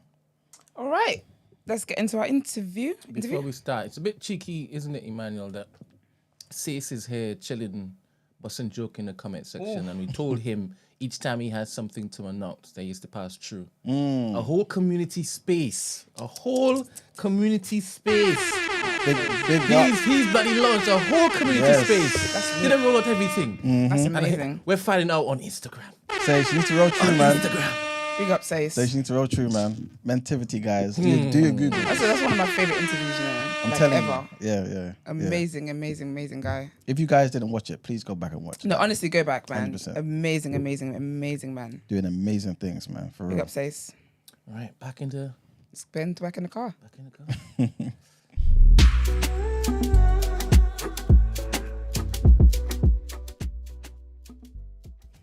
All right, people, we have a special guest today. Listen, we're having conversations that need to be had, and it fills my heart up so much. I love this so much. And this kind of ties to what I said at the start of the show. But we have another doctor here with us today. All right. Love it. Please let them know who you are, my lovely. Good morning, everybody. Nice setup, by the way. Thank you. I'm loving it. So my name is Dr. April-Louise Pennant. I am an academic and I work at Cardiff University and I have a book. Amazing. Baby girl, you got this. Okay, then. Yeah. That has come out on the 22nd of February. Amazing. Congratulations. Thank you. It's published by Bloomsbury Academic and it's part of a book series called Blackness in Britain, which Professor Kinde Andrews curated it. So there's other amazing books which you guys can check out. Yes. She's a babe. She's promoting other people's books while I was talking about hers. That's we love that. We're going to get into all that you do, but we play a game with all our lovely guests. Okay. Yes, it's a general knowledge quiz. We could do a quiz. Yeah, pretty much. Like a quiz sounds intense though. It's giving deal or no deal. It sounds very serious. It's just a nice little light game. You're going to ask like this or that questions and then general knowledge ones as well. We do have a board. We are keeping score of what's happening over here. But you are free to pass if you don't know it, so you can kind of get more questions. The more questions you answer, the more points you can get. What do I win? We'll let people know actually at the end of the year. Yes. Because people can't be doing all of this just for vibes. We're taking it seriously with the board, aren't we? So, yeah, that is to be determined, to be confirmed. TBC. We've got joint, two people in first position At the moment. So you could just clear both of them out and just, I'm going to try.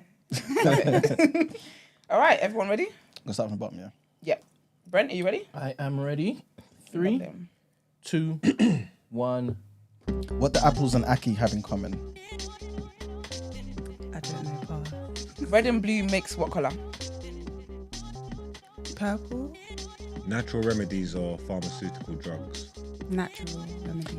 Who is the British actress known for her role as Hermione Granger in Harry Potter? Ooh, her name slipped my mind. Who is a British author known for the book Noughts and Crosses, depicting a racially segregated society? Mallory Blackman. Love or lust? Love. Love that. What's the capital city of Ireland? Dublin. What British filmmaker directed 12 Years a Slave? Steve McQueen.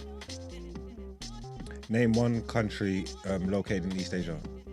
Shit, I missed. Korea. Hardbacks or audiobooks? Ooh.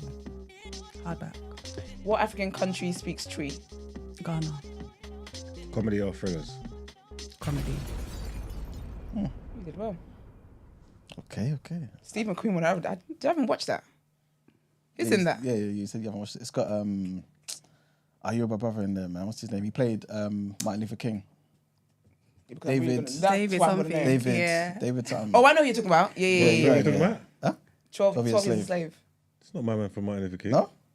No, sorry, it's not. Thank you. It's the guy from. Why do you look so irritated? Because he likes facts, man. Goddamn. You know? No, it's what's his name? Chawa. Is Yes, that guy. Chidway, something like that. Yeah. Not Chichawa. No, I know who you're talking about. I was thinking, isn't it the Igbo guy? Yes, it's him. He's in Chidway, something like that. 12 Years. He's an American gangster. Wait, what? Chiwetel. That's it, yeah. Ejiofor. Yes. I was thinking. I hope he's not watching this. Maybe you're right. We just school us a little bit. But yeah, I think you did well. You know, like I was starstruck a little bit the first couple of questions. Emma Watson, I think. Yes, it is Emma Watson. Does that count now, though? No. All right. Calm down. Give the girl a chance. Also, I need to shout out my best friend Vanessa. She was like, I have to come here. Oh, big up Vanessa. Yeah, she always listens. I'm more of a music person, but I was like, okay. Oh, big up Vanessa. Big up Vanessa. Love that. Yeah, Vanessa, she's a big supporter of the show, man. Yes. She was saying me and my friend, we have views similar to Christy, the queen of BOE. Okay, plot twist. She's really today. Christy definitely will love that. Absolutely love that. Because sometimes she's like an island. So I'm sure she appreciates the, But yeah, can you let us know what you do, please? Is that you're an academic? Yeah, so currently just doing research. I have a fellowship and I'm working on another project where I'm looking at a castle in North Wales called Penrhyn Castle in Bangor. Okay. And the castle was built in the 1800s. And the family, who are Pennants, they got most of their proceeds from the 6 plantations that they had in Jamaica, who I descend from. So I'm currently looking into and exploring using archives, using interviews, and like going to visit Penrhyn Castle and the different sites around Bangor, which basically were developed based on enslaved people in Jamaica. But a lot of the times that story is missed out of the main narrative. Yeah. And their focus is often on the local quarrymen who were also exploited by the Pennants, but that's not the full story. So I'm currently doing that project, which is going to take me to Jamaica next month. Oh, that's amazing. Yeah. That is so cool. How did you get into all of this? What did you study at uni? So I did sociology with a year abroad in Hong Kong. Oh, nice. And that's where I guess my interest in Black girls and women in the education system really developed, alongside just the idea of research and how we can create our own kind of, I guess, work in order to like look into things which are of importance to ourselves, but our community and wider British society as well. What would you say, how was it living in Hong Kong? Was that what kind of made you want to look into all of that stuff, or was it just sociology in general? I feel like I've always been an explorer in terms of people, of different cultures. Yeah. So when I got the opportunity to go for a year, I was like, oh, China, or Hong Kong. Yeah. I don't know if I'm ever going to get the opportunity to do that again. Yeah. So I was like, why not? Because it was some kind of structure. Yeah. So I was about 20, so the second year of my undergrad. Oh, okay. But I always liked to explore, so I wouldn't say it was from there, even though I did get to explore. And I co-founded a Black international community, that's what we called ourselves, in Hong Kong. Because there's a lot of interest in us, or interest in Black people in general, and obviously there are Black communities in Hong Kong. Yeah. But we thought, me and 2 other ladies that were also doing a year abroad. Yeah. One was from Switzerland and is my Hong Kong sister. I love her. And the other lady I'm no longer in touch with. But we thought, there's something here. Like, obviously, if you're interested in us, let's educate you. So we joined up with other Black students from America, and we created like a cultural kind of dialogue to let them know that, okay, this is what Black people are from around the world. There's different diasporas. Yeah. Some of us through forced migration, some of us through... But we did like cultural stuff. We found like a Caribbean restaurant. We found like an African restaurant. We really just celebrated and educated who we are. So I think that's always been a passion of mine. That's amazing. Because when you say they have... Sorry, Karen. Yeah. When you said they were interested in you, because I've seen when people go to like China and stuff, and they're just out here acting as though they're like toys. And oh my gosh, take a picture with me. And then if you got braids, you got locks, and everything, they're like touching your hair without consent. Or is that the interest you're speaking of, or do you mean that people were wanting to have conversations about where you're from and all that kind of stuff? Well, in 2 levels. And first of all, Hong Kong is very different to China. I'm glad I went to Hong Kong. China's an interesting experience. But I think in terms of like when you're in the university, in terms of, so they had different other cultures. Like I learned about Taiwan and Hong Kong and China and the different politics. Yeah. But also like when you're there in terms of just, it's almost like an intrigue in terms of like, I can see you're Black people, but you don't really know. It's like a mystery sometimes. Yeah. So we thought, okay, like there's something here. We were inspired by like ACSs in university. They were like, let's do a similar thing here. And it was really receptive. And then in the second term, they had like they did Africa in Hong Kong, and they invited like consulate generals, and we did like a fashion show, and I got clothes from like the local African communities, and we had different food, and so it was like a whole production. That's so I like positive. stuff like that because I love my culture so much. You will love them too. How many people are in there? In the it's no longer happening now because it happened ages ago. There was quite a few of us. So there was like myself and the 2 co-founders. Yeah. Then there was like some other like Black students that were also doing year abroad. So there was like, I would say there was about 10 of us at least. Oh, wow. And then obviously opening it up and like getting other exchange students, but also other students that were interested could come and participate in our different events. It's actually a Facebook page still. I was gonna say that would have been a It's great like an thing archive. to pass on, in terms of Yeah. but then it's tricky because you're doing a year abroad. Because you're not with uni, so uni here. Say you were doing your 4 years here. Yes. As a second year, you can meet first years and then let them know about this thing, so that when they're second year, they can carry on.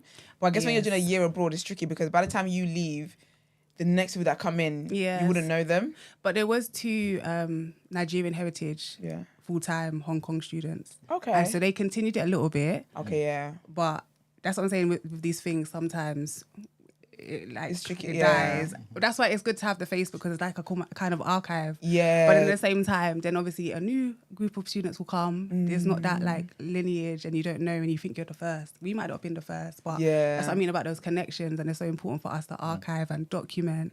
Even now, I'm a current researcher. I'm looking in archives, and there's all these records from the White Pennant family, and I can't really find anything about my ancestors apart from their names listed like property. Do you know what I mean? So I think there's something there about, obviously this is that culture, we have our oral traditions and stuff, but there's something about now being aware of that and making sure that we protect and maintain and pass down concrete stuff as well as the oral. I'm so proud of you. That's amazing. Being out there, doing a year abroad, I'm assuming obviously that year would have given you certain insights that you definitely wouldn't have found like here. What are some of the most like interesting ones? I think the first one was, so my grandparents, I'm Nigerian and Jamaican, Nigerian or I Jam love it. Beautiful combination. So going there at like 20, it just reminded me of, I thought back to my grandparents, both sets. So my dad's parents from Jamaica came in 1952. My mum's parents came in the early 60s, and they were like around that age. And I just thought, this is the kind of the closest I'm gonna get to thinking how it must have been for them to come to like a completely new place. Obviously, I had some structure because I was going as a year abroad, so I was with a university. But they would have just come, Exactly, with nothing. with night, and you're just there like Vibes, man.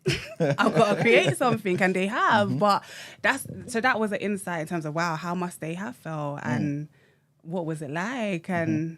But the second thing was insights in terms of everything's very Western-centric and white-centric in the UK.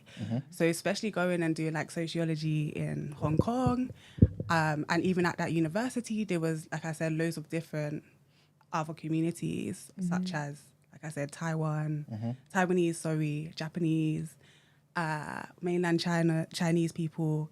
So just understanding as well, like the different kinds of migration too. So a lot of Indonesian people came, and a lot of them did things like domestic workers, right?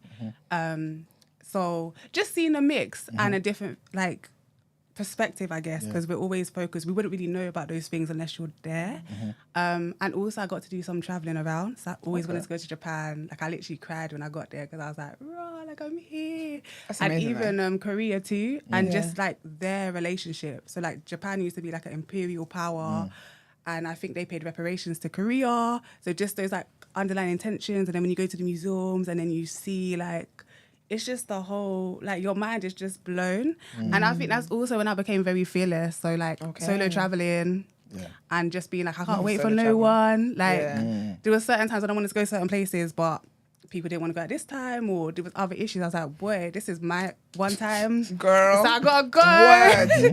And it was amazing because you'd always meet people. Yeah, but exactly. That transformed me because now I'm just like, nothing really I'm not waiting for anybody. I'll just go and do whatever I need to do. Did you know the language when you was out there? I was trying to learn Cantonese. I can count to 10, kind of, still. That's the only thing I've attained, but it's very, very difficult. Yeah. Especially because I only speak English, unfortunately. So I tried. It's hard. It's very hard, like different tones. Like, so there's Cantonese and there's Mandarin as well. So in the southern part, they tend to speak Cantonese. And I think it's similar, but there's just different tones. Yeah. So could you even start to understand it? I mean, small things like saying thank you, hi, certain things and like bartering. Oh my God, you can. Anyone could do it, but I feel like my next language would be Yoruba. So even now living in Wales, they speak Welsh, which is a completely different language. Wales?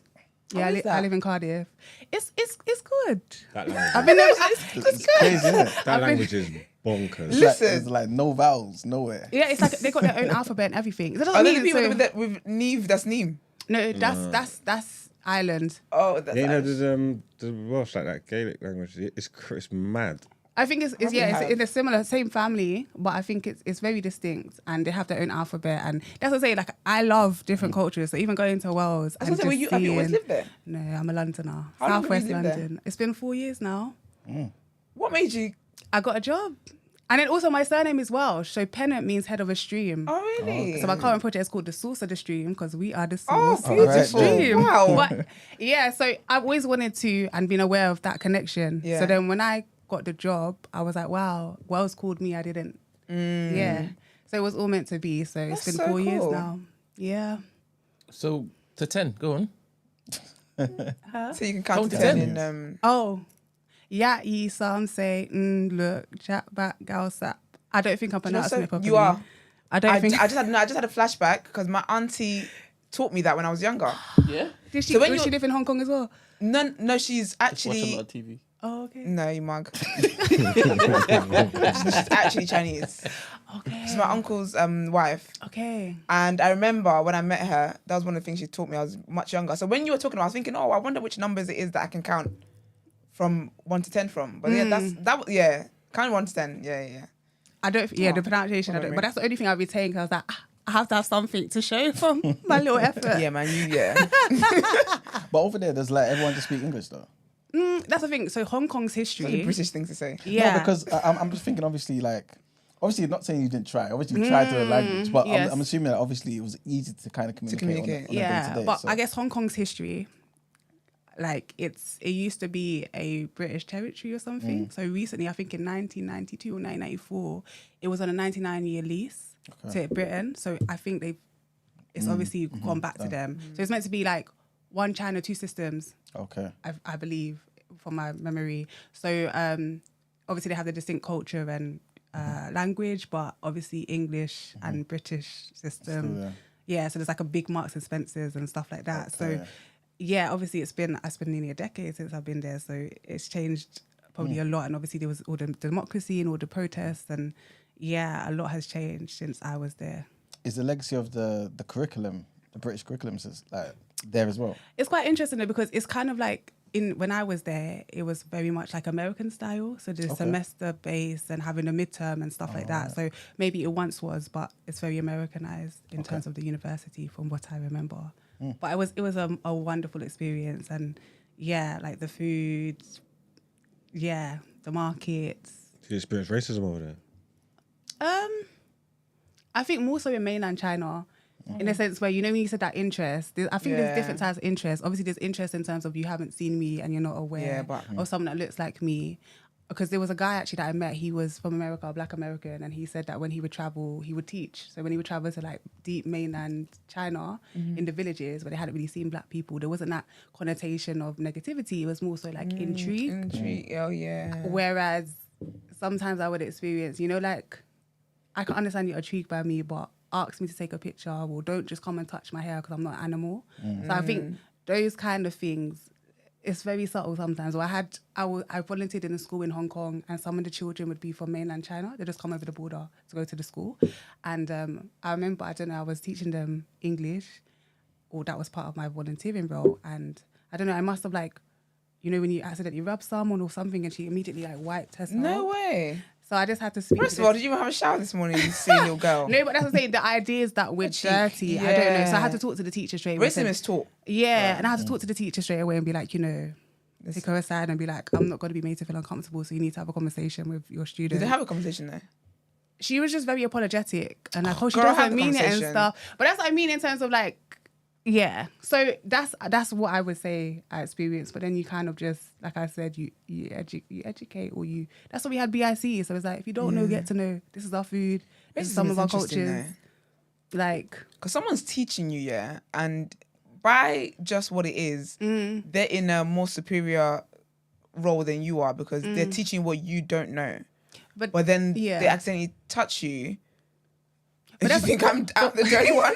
No, but that's what I mean in terms of like the role of the media, right? So even, I don't know if you've seen, ages ago there was like a advert in China of like, they're doing cleaning detergent and they use a Black actor. Oh yeah. And then they kind of showed that you know, you're dirty being black. And He did not turn white at the end of that. I think so. Something like that. So that's what I'm saying. So back to what I was saying about the American teacher, black teacher that I met, who said when he went to a village in China where there was probably not as much media exposure, they didn't have those kind of ingrained ideals. Yeah. But then it's when, you know, you have the perpetration of the media and how it's depicted that informs like people's perceptions. Well, on a whole, though, it was a great experience. Oh, for it's you. amazing. That's really good. It was so That's very amazing. positive. That's really good. Yeah. Can you tell us about your So wait, actually, before we get there, how did you become a doctor? I did a PhD. Oh, But nice, also okay. the journey. So a PhD, for those that don't know, is like the highest qualification that you can get officially, right?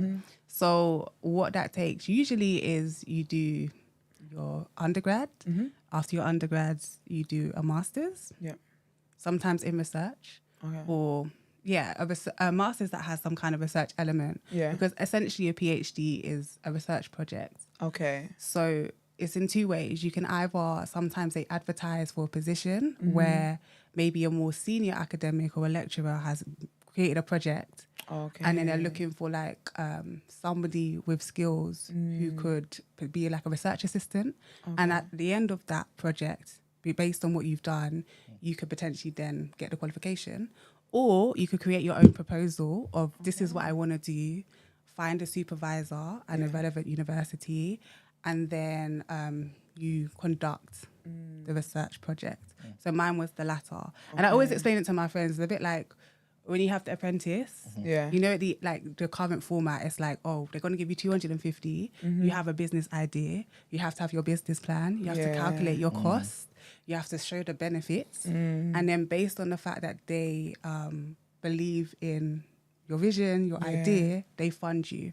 Yeah. So it's a bit like that. That's how I describe it to my friends, because sometimes they're like, when I say, I've got a fellowship, I got this, they're like, well done, but what is that? That's what I'm celebrating. So essentially, so with me, like, I started looking at black girls and women. Well, I was first inspired in college at like about 16 when I was doing sociology, and one of my teachers, there was a book called Young Female and Black by Professor Heidi Safia Mirza. And that was published in 1992, so the year before I was born. And essentially that book was looking at the educational journeys and experiences of second generation Black Caribbean women at the end of their secondary schooling. So for me, that book transformed like my trajectory, because obviously I'm aware of blackness in my home and I've always been like quite from a conscious family. But in terms of an academic space and to see a book where we're centered by a woman of color, it just kind of transformed like my trajectory essentially. And I was like, wow, like we could be not only the central subject of research, but we could create our own. And I kid you not, I said to my friends, I'm going to write my own book. And I'm going to add like African girls. And do you get what I mean? That's amazing. And however many years later, like, you are. Yeah. Oh, that's beautiful, man. So that's what I'm saying in terms of, so based on that, I then, when I went to uni, I remember having like a module about looking at education policy, I believe. And one of our assignments was to look through our own educational journey and kind of bring it together with policy and theory. That's when I first used Bourdieu's theory of practice, which is the idea that there's different social spaces in which education is one, and how like all of us are essentially players. This is his philosophy, all players, and we all have different resources, such as capitals. So cultural capital, which is like your understandings of the world, your knowledge. So, you know, when, for instance, it's used as an example, when white middle class kids get taken to museums, or, you know, they go on particular holidays where you're given particular kind of knowledge, like, and it gives them a different cultural capital. Yes. Yeah, 100%. Then you have social capital, which is like essentially like the old boys network, in a sense, where based on going to particular schools or education institutions or workplaces, you're in a new network which then provides additional like opportunities. And then the third one is like symbolic capital. So that's like your status, your qualifications. So that's one of the resources. The other is like your habitus. So that's very similar to cultural capital, but a bit different in a sense where that's how you're like socialized. So your behaviors, your tastes, like how you navigate through the world, right? And then the final one, so capitals, habitus, and then obviously field is like how all of these come together. And the fields are like, there's different rules, right? And the fields are often basically advantaging and based on white upper class and middle class sensibilities, right? Okay. So the education system is basically white middle class and upper class in terms of they're able to move through it and navigate easier because they already have the cultural capital, the social capital, the symbolic capital, which is recognized and accepted. In that right? sense, yeah. So that was how I first got into him. So even though it's a French man, even though he's talking about like, you know, whiteness essentially and how class comes into it, I could identify with that, right? When I thought about my mom and how she has maybe not financial capital as much based on, again, different inequalities and stuff like that. But the way in which she navigated me and my sister's education in order for us to access particular institutions and stuff like that. So back to that essay, even myself, like I went to different kind of educational institutions in both the state and private sector, based on my mom's like wanting us to have the best. Yeah. So that's always been, and from those experiences, I guess, and from bringing them together in that educational essay that I had to do, it kind of made me see how, based on your background, so your class, your race, your gender, and other factors, it kind of it does influence what schools or universities you go to, 100%, you know, the next steps, your life chances. And I was just really intrigued, and I was like, okay, this is my story, but I know there's other stories which I would like to know about. You know what I mean? So that's kind of how it started. And just having really good like lecturers and really like loving sociology and just being able to explore, because ultimately sociology is like looking at society and different relations within it and how people interact. And it's definitely just spoke to me. And That's amazing, man. All right, before I continue. Oh, is this oh no, why am I seeing white fingerprints? Oh, you're looking at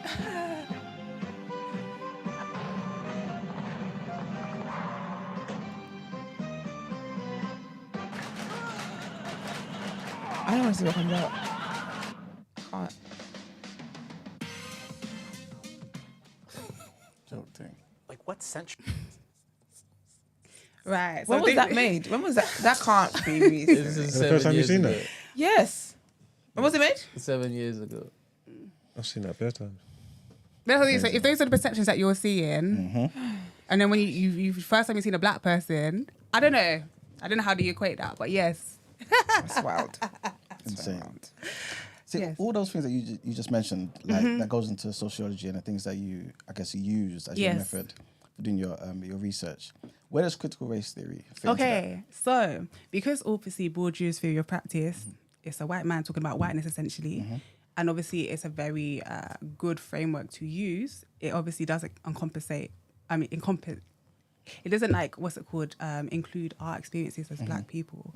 So critical race theory, even though there's a lot of stick towards it because people don't really understand it, essentially there's loads of different principles which are in my book, but one of them is the idea that race and racism are an integral part of society and its institutions, whether we like it or not, even if we're talking about whiteness or blackness or whatever, right? So it's the idea that, you know, through doing critical race theory research, they have this method it's called counter storytelling. So this idea of like a lot of what we see and what we know is a dominant, usually white narrative.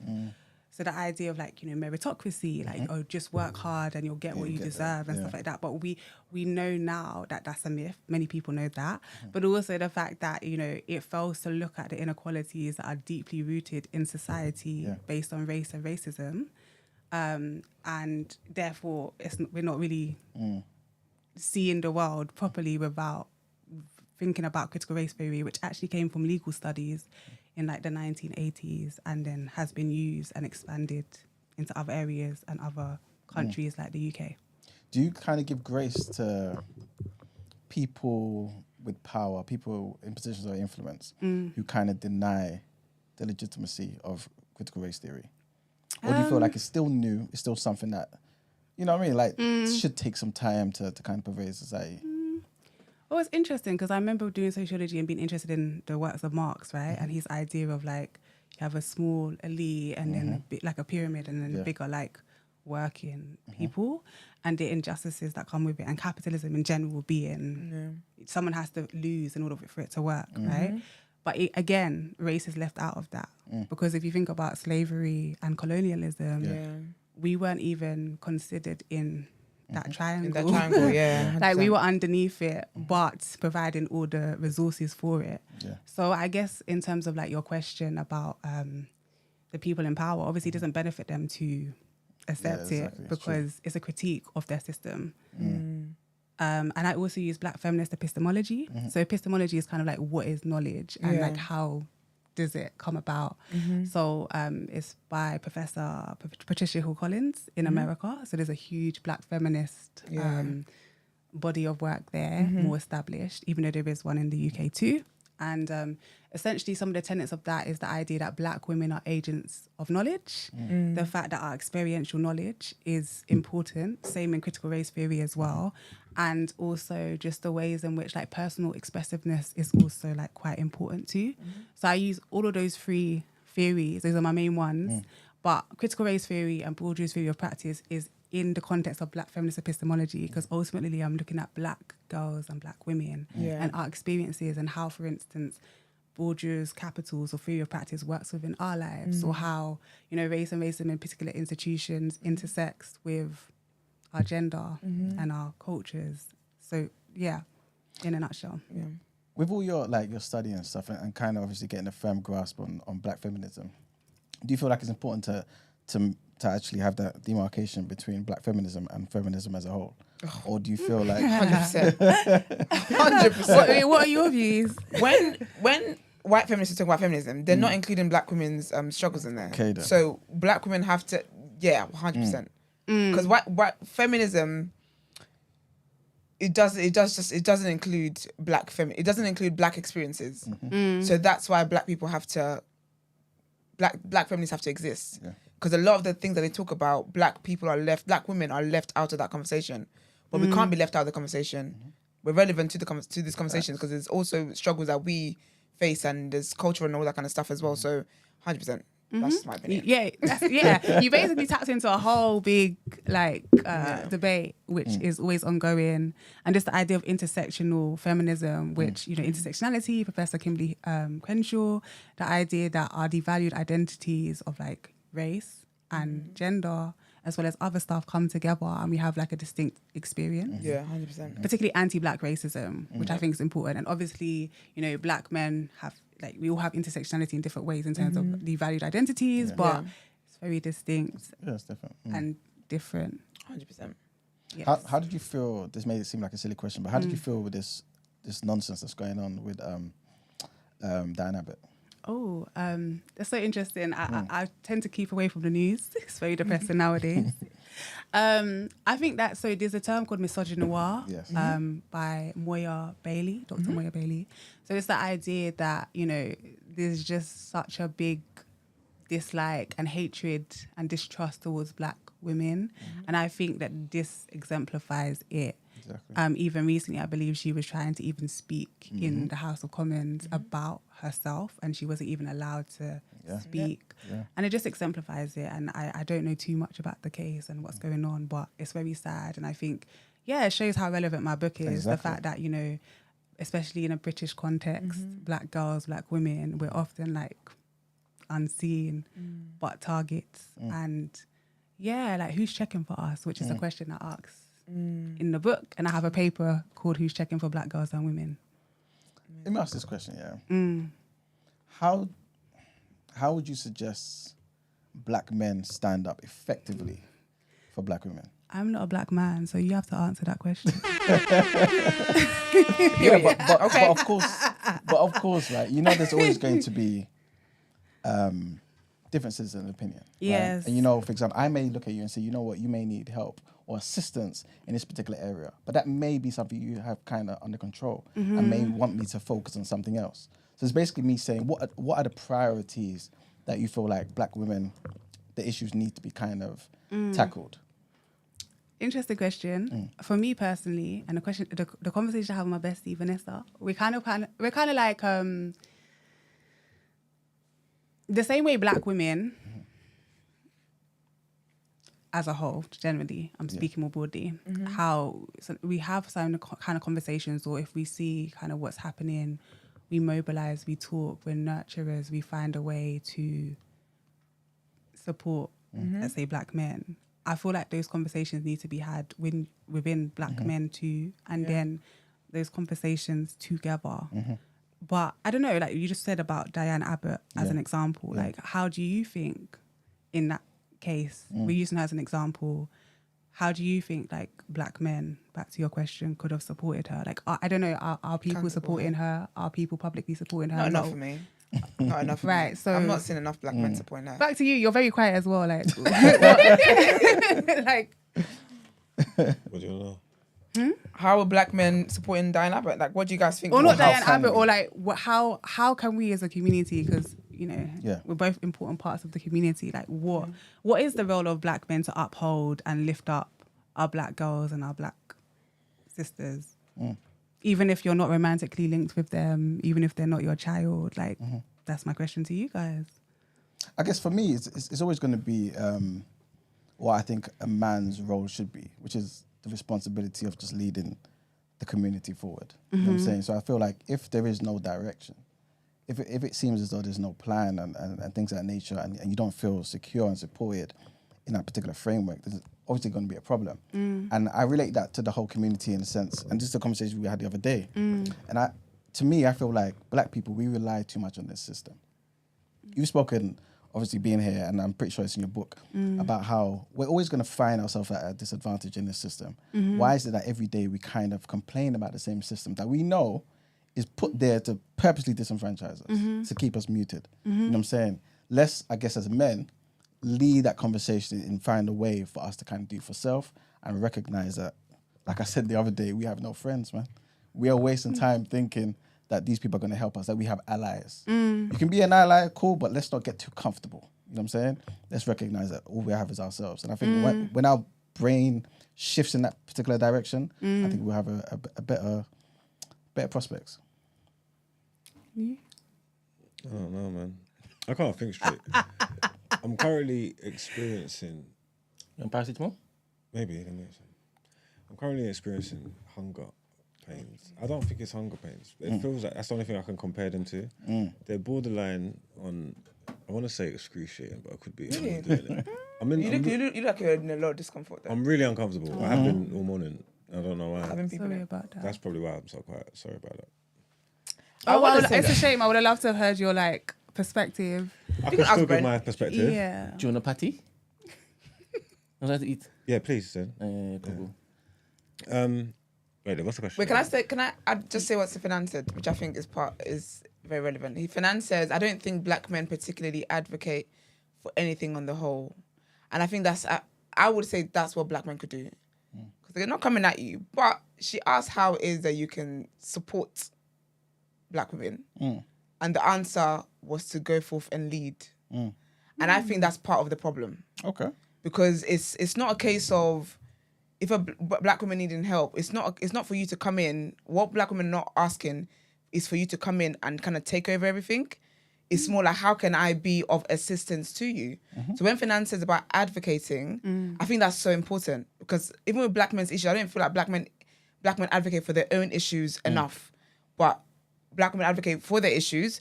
But I think it's just that it's that support, because with the way that misogyny works in itself, there's a lack of respect for women. Yeah. There's a thing where when women are speaking, it's not really, you're not taken in because you don't see them as beings worth being respected. So anything they're saying is automatically nullified.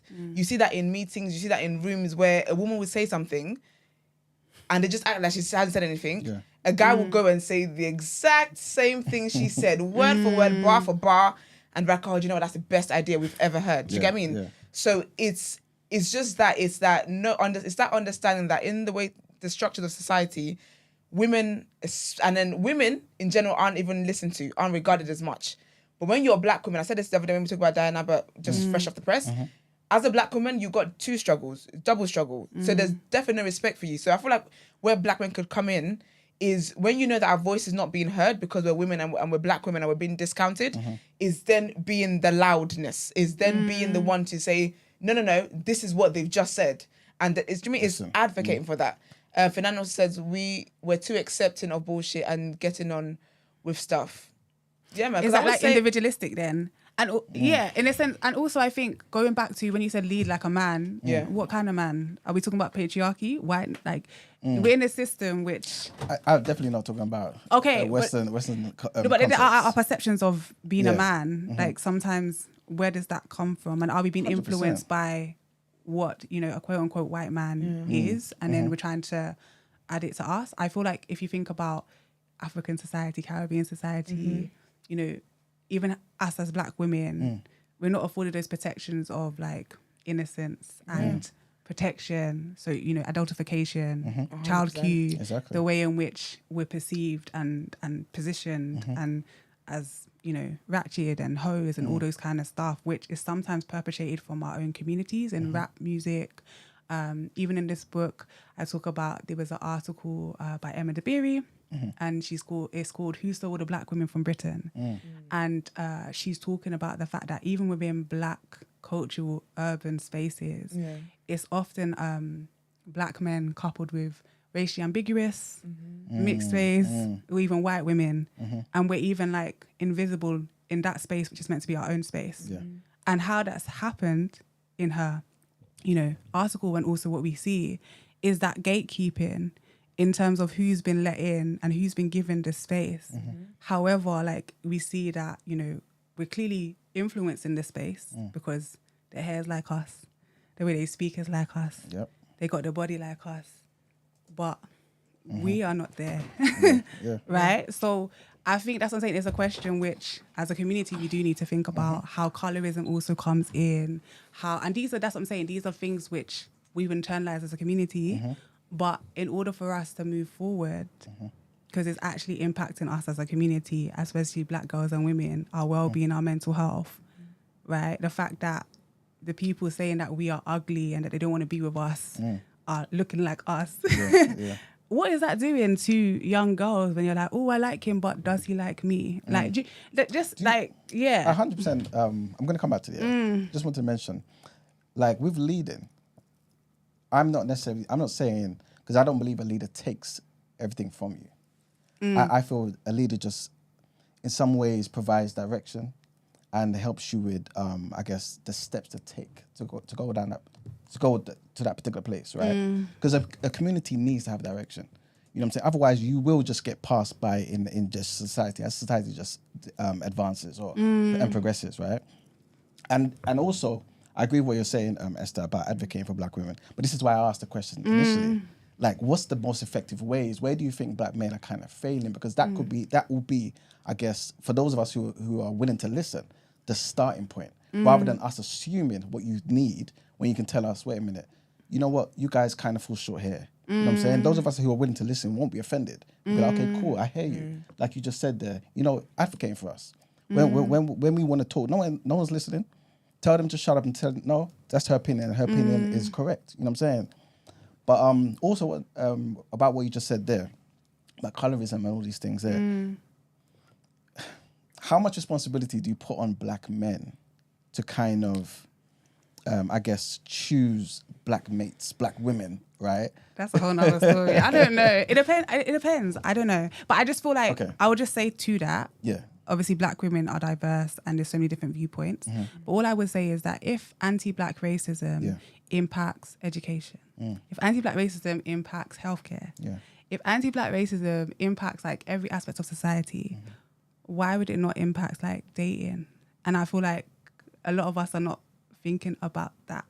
Obviously, love who you love, but obviously everything that we do in this world and how we navigate this world is impacted by external influences, conditioning. That's what I would say on that. I've got a comment from Dr. Mani. She says, I don't know what Enoch says, but she says, some men only have identities around making money. I understand why, but it's a sad state of affairs. We all have to know yourselves outside of what they dictate you should be. I agree. That's work. Because even when we talk about like, the traditional relationships and what it was like back home and stuff like that, I always find it ironic because that's got Western ideologies written all around it. So that idea of people thinking that, let's go back to how it was, relations back when my grandmother, my great-grandmother and all that kind of stuff, those were Western ideologies. I don't think that's how our cultures were set up for those relationship dynamics to be.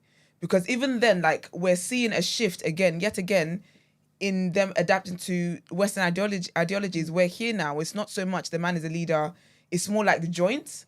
And we're seeing that back home. But then, because the ego loves that, I'm a leader, you're trying to be a leader, but you're not leading the household in the way that you should be leading the household. So even when we speak about the traditional way of, within Africa and stuff like that, I don't actually believe that's our way. We learned that from the West. So what would you say was our way? I think our way was more wasn't as oppressive for women. I don't think our way was as oppressive for women, because when I've seen men who are very traditional in that their cultures and all that kind of stuff, and the way that their partnership is, the way their marriages are, it doesn't put the woman behind them. Like, they understand that to be a leader, you're like, she's got qualities that she's a leader too. Do you get what I mean? So she's side by side with you. She's not behind you. And I think a lot of times people look back at the traditional marriages they want to emulate, the traditional partnership they want to emulate. The woman is behind you. But again, that's why we have a time. I always say, I speak to a lot of elderly Black women, and a lot of them say they don't push marriage like that. They don't push those type of partnerships like that. The kind of partnership where it's like, it's traditional and you're behind the man. They're not pushing that because, again, that was oppressive. So I don't actually believe that the genuine traditional way was oppressive to women, because, again, to not understand how sacred women are, how valuable women are, like, women are givers of life. Exactly. Yeah. So, and I don't think that traditional way of oppressing women, of women being behind you and I'll walk forward and you walk behind me, that doesn't value women. It doesn't. Men have more to gain in when we talk about going back to traditional ways and blah, blah. Men have more to gain than the women do. In traditional ways, or you mean? In traditional ways and in today. But again, I don't feel like that is what our culture is, because, again, I've met people who are very cultural, know that, and the way that marriage has been passed down in their families, like the values of it, they support their women and they love their women, and the women feel like their needs are met in those marriages too. So I think that people got. Greek says, great conversation, but as a Black man, your main thought and action needs to be to make money, or you're going to just generally be unhappy and make those around you unhappy. Avocation is secondary.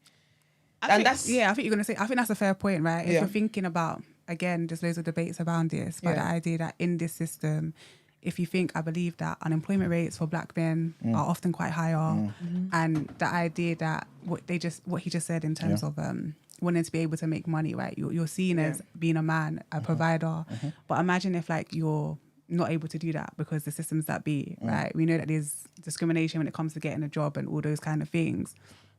I just think that's why I was asking you about your idea on what it means to be a man, and also being aware of the wider structures that we're in. And also, so even in America, I know there's debates, I can't remember who said it, but the idea that, especially for Black women in the 70s, I believe, when they brought in like more social housing and stuff.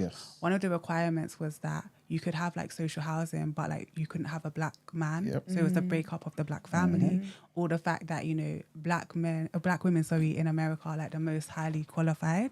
So it's like you're able to go through, even though like, and get your success, but that's not the case because there's other barriers for Black men, right? So it's very separate, essentially. The systems are creating separation, and then we are then being maybe frustrated with each other because I'm just giving an example, as a Black woman, I'm highly educated, like I can't find someone who's like educated like me, and why is he not provided and doing this and doing that without the understanding of the fact that there's actual real barriers in place which are preventing that from happening. So there is going to be that tension and dysfunction, and then it's a disaster. So I think there's more conversations there about 100%. when we have. What does supporting Black women look like? Like, what's the grand gestures that I need to make?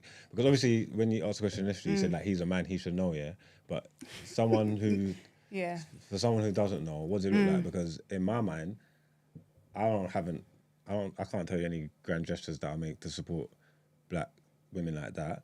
But again, I don't think it has to be grand, I'm though. a thoughtful person. I'm a caring person. Yeah. And all my generosity, the recipients of my generosity are going to be the people from my community. Yeah. I'm a black man, innit? Like, you know what I'm trying to say? Like, the people in my community, the females in my community, or the women in my community are going to be the black women and women of colour. So they're going to be the main recipients of my generosity and my support and all that stuff. I don't think it has to be grand. All I do is just live in my life. If I'm going to be a nice person, all I do is support black men and black women anyway. So what do I, what I'm saying, what more would I have to do to, like, is there something specific that we could address and look at and say, like, black men need to do this, you need to do this, you need to do that? Because like I said, all I do is support people anyway. Like, I've been supporting black men and women my whole life. I feel like one of my points I think is it, because I think if we were in a meeting together and I was speaking and the person cut me off and disrespected me, how would you react to that?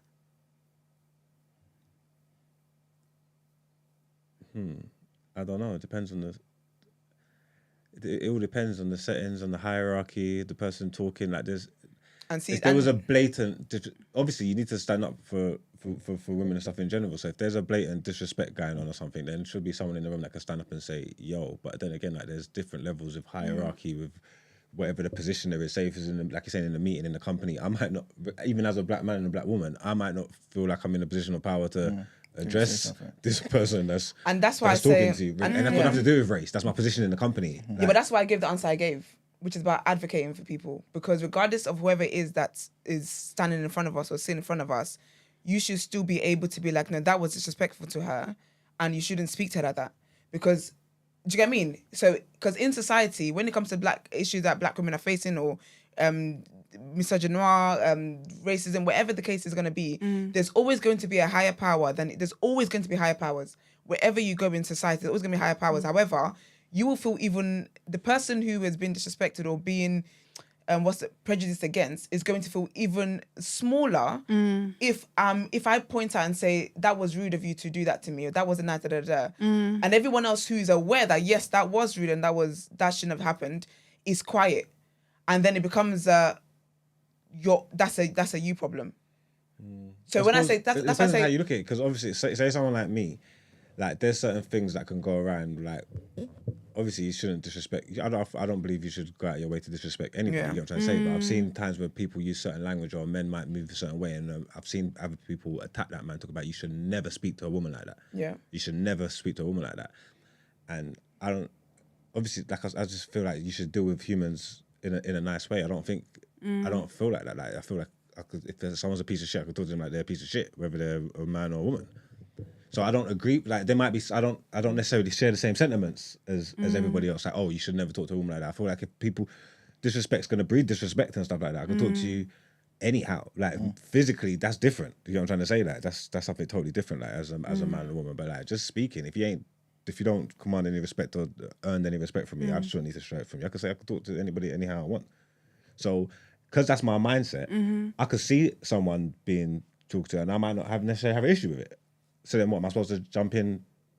You get what I'm trying to say? Like, I get it. I guess, well, firstly, you can start by reading my book. And then for one, it goes into detail about, like, the experiences. I interviewed 42 black women, and we talk about, obviously grouped into different themes, and we talk about some of the issues that we experience in the education system, which are not separate from wider society, because education systems are a microcosm of society, right? And there's also resources at the back if you don't like reading, such as documentaries, organisations on the ground that are working in the black community, as well as for black women and black girls, to maybe understand. And there's also so much literature, so much things out there where we're talking about our experiences, yeah? And then also starting with, like, people around you, like, you know, your sisters, your black friends, your partner, if you have one, if she's black. But also, I think it's a thing where, in terms of the idea that, you know, clearly we know that we're in a system and there's a lot of inequalities. So I think what you're saying about, yes, it's good to treat everybody with respect, but once you're aware that, you know, maybe there's clearly something happening here, you might have to do things a bit differently and go out of your way to be more proactive. Also, someone said ages ago, the idea of, like, checking your friends. Like, this idea of, you know, the Andrew Tates and the younger generation and connecting with the older generation as well, like older Black men, you know, like I think that sense of connection and these conversations we don't always have. And I think that's why people are becoming more individualistic and getting influenced and conditioned by wider society, which doesn't have our interests at heart. So those are some ways, like education first, inform yourself, and then, you know, continue being who you are. But like sometimes you need to support people more because they need that. I heard that. Give it that. If someone picks up your book right now, not if, when the people pick up your Amen. book, what is like the main takeaways you want them to? Ooh, okay. So I think in general it's a critique or a kind of understanding of the education system, which we all go through in England, right? From primary school to university, undergraduate university level. So it kind of makes you think about and have an understanding of how it is, the structures of it, right? Regardless of obviously different, we now have E-Back and no longer GCSE, so things are changing always. But in terms of the foundations, right? The second thing is, you know, how to navigate or how these women, including and myself, have navigated. So it's almost like, here's some of the barriers in, you know, predominantly white institutions or predominantly global majority institutions and the whole education system as a whole. And these are how you can navigate, as well as like looking for alternatives. That's also what's pushed in this book. And the third thing is it's about empowerment. So the title, Baby Girl, You've Got This. We're centered, I'm talking to us as Black girls and women first, but obviously some of our barriers that we go through can resonate with Black men or other marginalized groups as well.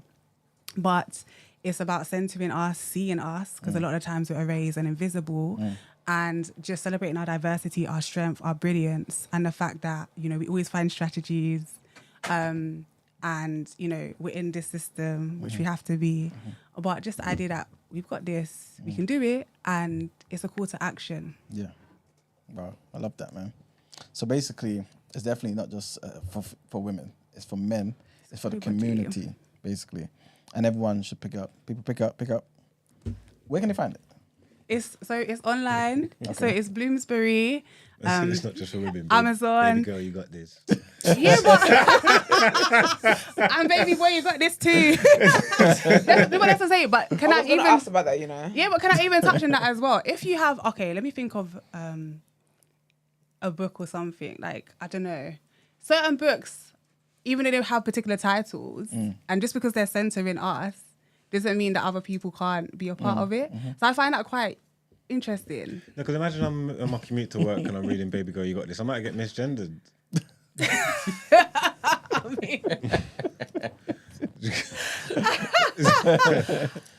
I mean, ignore me, by the way. But then you would tell people your pronouns. I mean, that's one way to see it. Or it could be like, oh, what are you reading? And then you can tell because it explains what it is, experiences of Black girls and women in English education system. And, you know, it's about opening your mind and looking at a different perspective and centering other people. Obviously, it's a book, so it could be for anybody, innit, yeah? Of course. Have you wrote it with men in mind, if that makes sense? Like, does it read as women talk? Like, how can I explain it? Yeah, I'm interested too. That does it read from like a woman's perspective, do you mean? Or like if I'm a man reading it, because obviously men are from Mars, women from Venus kind of things, like, am I gonna like, am I gonna get it, if that makes sense? As the man. So do you feel like, is it broken down enough for you to understand the issues that are being spoken of? Because women are gonna get it, innit? There's things that you got to go through, you got lived experiences, innit? So you can say things without even delving into them. And is it dumbed down for men to understand it? So it's an accessible book, even though it's academic, but that's what I'm saying, your point in a sense where in the world, we read and watch things which we're not centered in, but we still get it and resonate. Yeah. So even when you're watching like Channel 4 or a documentary, like you might not have gone through something, but by reading it and by being open-minded, it allows you to learn something new. So just that's what I'm trying to say in terms of just because it's centering Black girls and women, doesn't mean that you may not be able to resonate as a black man. But it might also give you a deeper overstanding, not understand, overstanding, which will then perhaps change how you operate in the world and how you interact with others. But yeah, I think that's a weird thing, because I think that's what I'm trying to say. Like, centering someone else is not going to take away anything from you. So even if it is written as a woman's standpoint. So I do use like 7 composite fictional characters, which are, so each chapter is a different lady based on the women that I interviewed. So I set the scene. So particular scenes like, you know, a black woman nail shop, which is fictional, a hair salon, and they're narrating then the experiences and journeys grouped into themes and different chapters based on it. So have a read and tell me if you think that you can understand it and resonate with it. I wanted to ask you, are you familiar with the controversy around Professor Hakim Adi? You have to like... Okay, so basically, he's a professor at the University of Chichester, right? Okay, yes. He had I that am course. kind of aware, yes. All right. How do you feel about that? Um, Do you feel like the university had a right to kind of do that? Of course, I mean, it's up to them, right? But do you feel like, what? Yeah. What's your thoughts? I feel like, from what I can remember, is I think they stopped the master's course that he was doing. Yep. Even though I think it was a permanent course. I'm not sure of the complete details. Yeah. But I guess, obviously, it's horrible what's happened to him. And I believe there's a campaign happening to try and reinstate him, or he was unfairly dismissed. I'm not sure. But they've allowed them to, the students already on the course to complete, but they have basically got rid of the professor. Okay. And basically the course will no longer be accepting new applicants. Well, I don't know. It's sticky. I just think, obviously it's a very sad situation, but I don't necessarily know the details. But I think, The reason why I'm asking is because of... it's Also, I love how you didn't offer me a patty either. Me too, I'm hungry. What? Anyway. I brought 2. Thank you. There's 2 Jamaicans in here. I brought 2. I know how it works. Can I have a cup of tea, please? Yeah, That's sure. my How do you take it? Britishness. How do you take it? Black, Black, obviously. of course. All With right, sugar. 2 sugars, please. 2 sugars. I Thank wonder you. how Christy takes her tea. She don't drink tea. I wonder if she's standing on business. What She flavour is didn't the drink tea. She patty? drinks traditional. What flavour is the patty? Traditional Have you got herbs. the lamb one or the chicken one? I couldn't tell you. I think it's lamb. I think I couldn't tell They're you. all injected the same, I'm telling you. Okay. Yeah. So, but no, I don't know what you were saying about the... Yeah, the reason why I'm asking is because obviously about the emphasis in your book and what you're talking about in terms of like the curriculum. Thank you, by the way. You know what I'm saying? And the hurdles that black women, or black people also as a whole, have to kind of, that they find themselves facing basically on a day-to-day. And with a situation like this, where you've got probably the most renowned black historian in the country being sacked from his role, trying to set up a new course so that we can have more black historians teaching these courses in other universities, and that's been taken off the table. Like, what's your thoughts on that? Because I don't know. Obviously, I don't want to put no words in your mouth, but how do we kind of get to that place where society cares about our opinions and our life and whatnot? Because it kind of ties into what I was saying to you yesterday, Brent, I believe, or 2 days ago, about what's the point of history? Like, without history, no person knows their place in this world. You know what I'm saying? So if you've got the professor, one of the most known in this particular country, right, being removed from his position and the course being shut down, what does the future look like?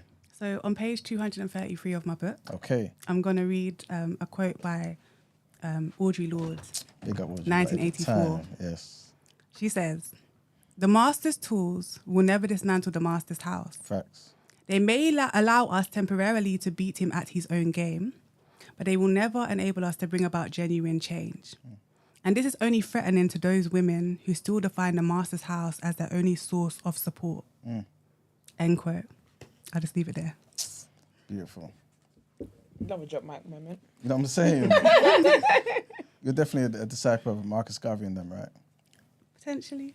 Not potentially. I like this. This is So don't rope me Listen, in. listen, like my dad says, there's no box. Like, you know when people think outside the box, my dad's like, there's no box. Okay, I'm then. just a free thinker and I have different alignments. Yes. And I like particular theories, but I'm just me, April-Louise. I hear you. You've obviously got a talk coming up. I do? Yes. Tomorrow. Yes. Are you guys coming? What is it? British Library. So I'm going to be in conversation with Professor Louise Owusu-Kwarteng, who's at the University of Greenwich. Oh, nice. And it's going to be hosted by Temitayo Lawal. And it's done by Leading Roots. They're hosting me. So I did a mini free city book tour. So I had one in Leicester, one last week in Cardiff, and I have my final one for now in tomorrow, British Library. Dope. So Google it. It's called In Conversation with April-Louise, and all the details will come up. There'll be some limited amount of books which you can buy, and I'm happy to Sign sign. them as well, yeah. Beautiful. But you could, like I said, it's available online from like you can buy it in Bloomsbury and Amazon, WH Smith. It'll be out in Australia Amazing. and New Zealand on the 21st of March. Sick. So just You gonna buy go over there? everything. Are you gonna? Are you gonna go over there? If they're gonna pay. Australia. You're well travelled though. You like word. That's a word. That's a word. Yeah. So I'm open, and I'm hoping like different opportunities come from this book. I'm hoping that it creates more conversation. Even conversation, people that yeah. don't even agree. You might read it and be like, on page 10, I didn't get this. I'm open. Like academia is about critique. It's about having those conversations. For me, it's based on the experiences of 42 women plus myself, as well as like empirical evidence, as well as statistics, as well as some popular culture in there. You see what it is, yeah?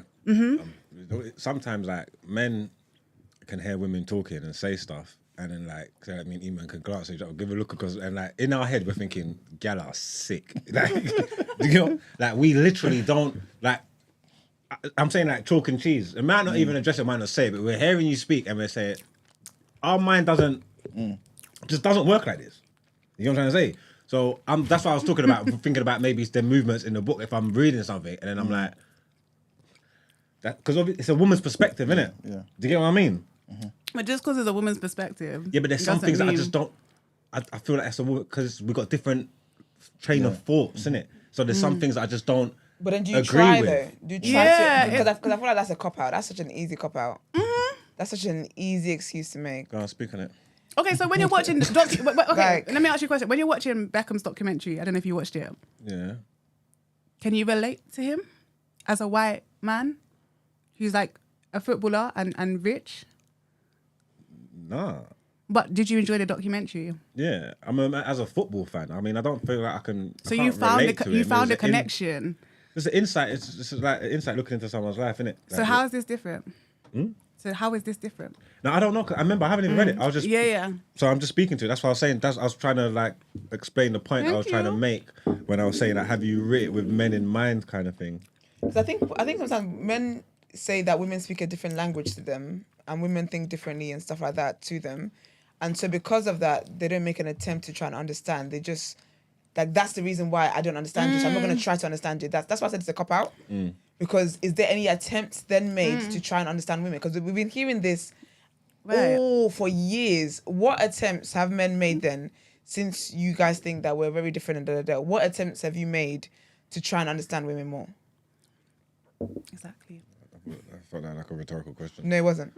I knew you were going to say that. And I was looking, I'm waiting for y'all. Because even you were doing when he was saying it, what attempts have you made to try and understand women more? And you're essentially, is it that your audience? You're basically asking, what's my audience for the book? Because I feel like you saying that is it written with men in mind. Are you asking me to center men? Because it's centering black girls and black women and our experiences. So you have to be open and come and meet us there. Yeah. Yeah, no, definitely, 100%. But it's like,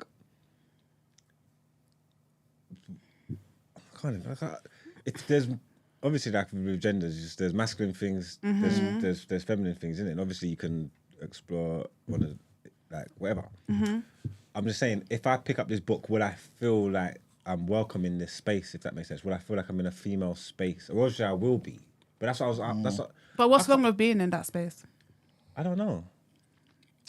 Maybe it's not about if it's wrong, but just more so being welcome, like you're saying. So imagine there was a talk that you were giving to 20 black women, for example, and we came into the room by accident. would it be a situation where it's like, oh, no, have a seat? Or would it be like, oh, it's a woman's only night tonight? You know what I'm saying? Because maybe you want to speak about certain things that only you guys kind of get. And maybe the priority is just about what you guys' next move will be. You know what I'm saying? Not necessarily about, oh, it's not for us, it's shutting us out, but just more so about understanding. You get what I'm No, coming I from? understand. So then that's two different things. Like obviously, like you said, sometimes there's safe spaces which are specifically just for black girls and black women, but it's published by Bloomsbury, which is like a big publishing house, and anyone can buy it.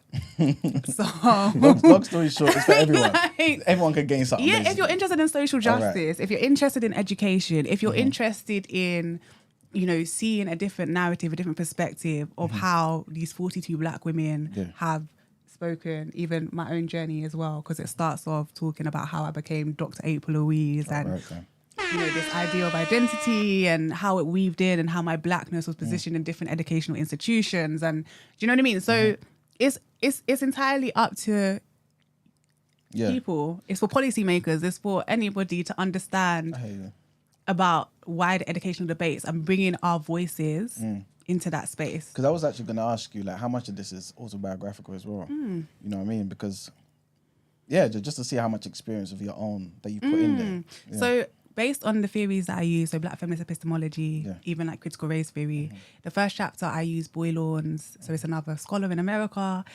She has this thing called Black Girl Autoethnography. So autoethnography is very similar to like memoir or biography, and essentially it's a tool of research. And like I said, based on the theories that I'm using and speaking to that, I kind of obviously, and as a black woman myself, I thought it made sense to be like, hey, like, this is why I'm speaking. Based on my experiences, which accumulated in me, you know, researching, doing my training in order to have expertise. So bringing my passion, my experiences and my expertise together to show the ways in which I have navigated the education system from primary school all the way to PhD, continuously, might I add. So it starts off like that, and it kind of, you know, it's a tool which is used a lot in America, so black feminism, where you kind of are open and you put yourself out there as also a subject of your research, because you know, a lot of people in different disciplines say, you know, I'm being neutral and I'm objective, but no one can ever be. So it's talking about positionality, which is how you are positioned in society and how, based on that, you have your different motivations, the way you do things, even what theories you choose when doing research. So it's very open from the beginning. And so I do talk about that. Before I ask my next question, I don't want to forget, for those who are interested, 100%, tomorrow, right? Yes. Friday 15th from 6:30 to 9:30. It's going to be at the British Library Knowledge Centre, 96 Euston Road, London, NW1 2DB. It's free. Tickets are free, right? Support, man. Support. You know what I'm saying? Support, guys. Come down, get a signed copy. You know what I'm saying? Like, thank you. Yeah, 100%. I wanted to ask, what's the question now? Yeah. Earlier on, you were obviously picking up your mum and saying how important it was for her to kind of make sure that you basically took education seriously, right? What sort of things did your mum make sure was instilled in you to make sure when you come up against the system, you can be where you are today and thrive? So just to give some context, my mum came to the UK when she was like around 10. So she was raised by her grandparents in Nigeria before coming to be reunited with her parents in East London. So she went through the secondary school system and so forth in this country. And based on her experiences, so she was born in the early 60s, so growing up in the 60s and 70s, particularly around that time, you had black Caribbean children especially being placed in and being called educationally subnormal. And the usual tactics, so not being able to go for higher tiers of exams and just essentially stunting your opportunities from an early age. And I think there was documentaries on BBC where they're talking about that.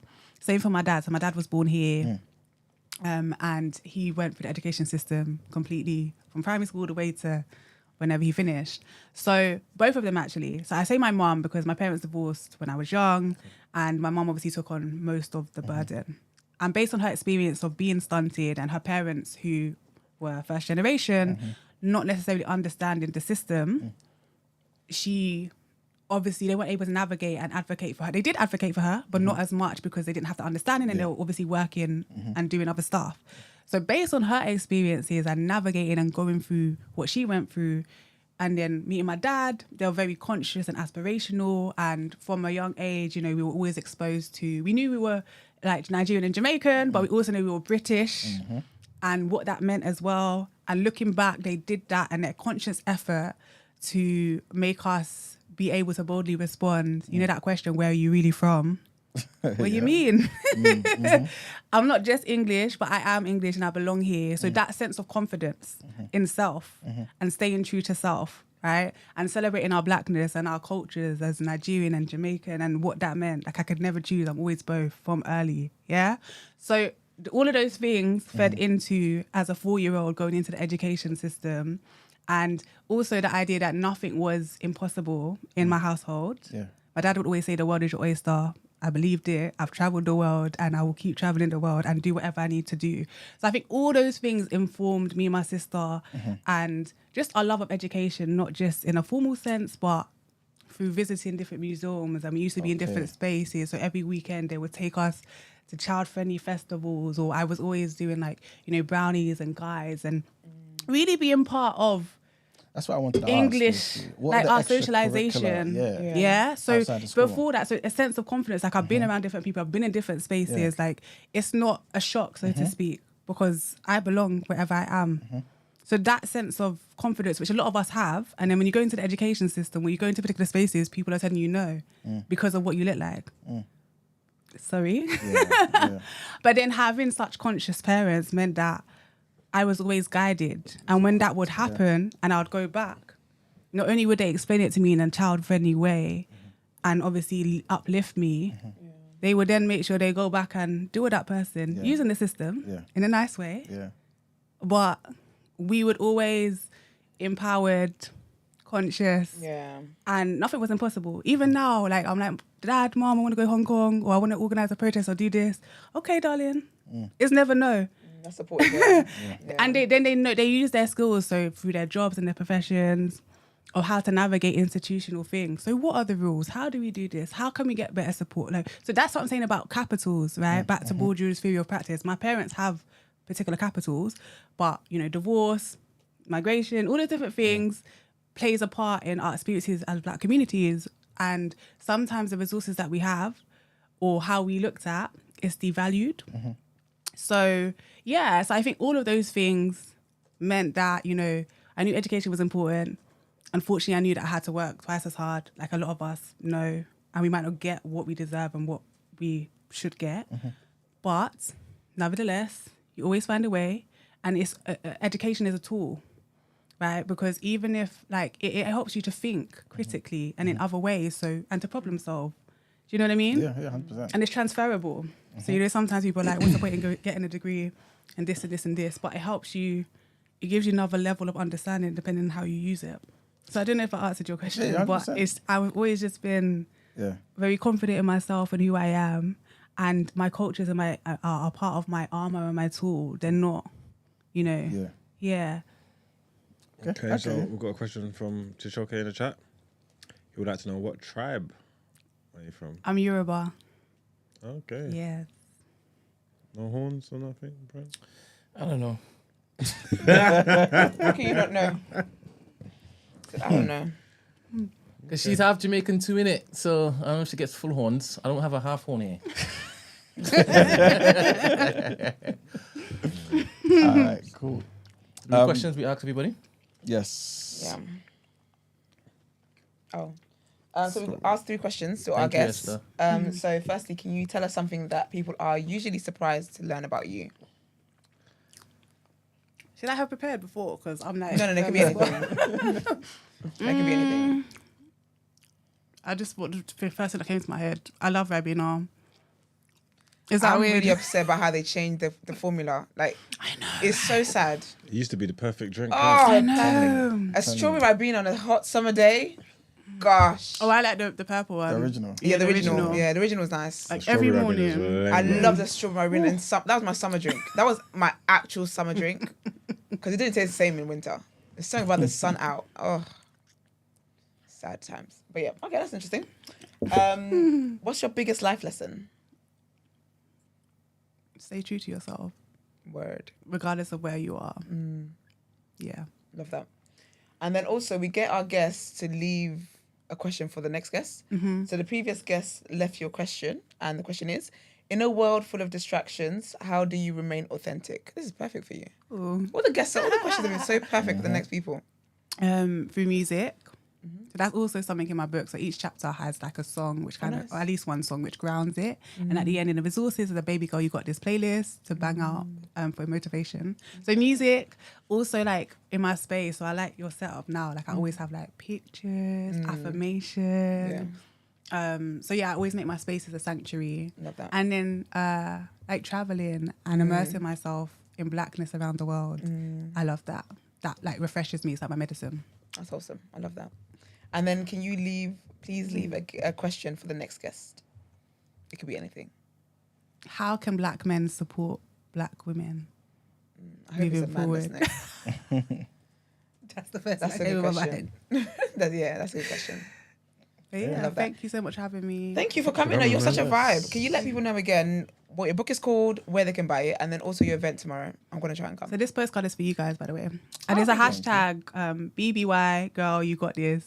Oh boy, you got this. Y'all got this. Yeah. So my book is called Baby Girl, You Got This. Experiences of Black girls and women in the English education system. It's based on my master's and my PhD research, where I interviewed 42 Black British women.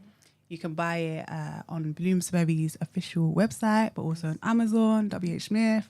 Just Google it and it will come up. Yeah. And yeah, my event tomorrow. So it's going to be hosted by Leading Roots. It's in the British Library. Nice. So I'll be talking about the book, but also being in conversation with Professor Louise Owusu-Kwarteng and hosted by Temi Lawal. Nice. So yeah, it's just going to be a good vibe, a chance to see people, have conversations. What time is it? It's from 6:30, I believe. Yeah, to 9:30. Yes, thank you. So feel free to come out. Nice. Hopefully I'll be doing more book tours soon, but That'd this be really is cool, the end of my free city one. Where have you been? What other cities have you been to? So Leicester, Cardiff, and now London. Yeah. So thanks for the support, and feel free as well to tweet when you do get the book a picture of yourself. I'm doing my own promo. Oh, I love that. So you guys have to as well, hopefully. But yeah, thank you. You not on socials or nothing? Yeah. Oh, is that what I'm meant to say? I'm asking. I do. Okay. So Combative. Gosh. I'm such an auntie sometimes. So on X, formerly Twitter, I'm No one calls you April X, don't worry about it. _Lou P. And then Insta, that's like my personal thing. So don't worry. And then on my website. Do you know what? I hear that, you know? Yeah, it's private. I hear it. As in, I'm slowly being converted, I reckon.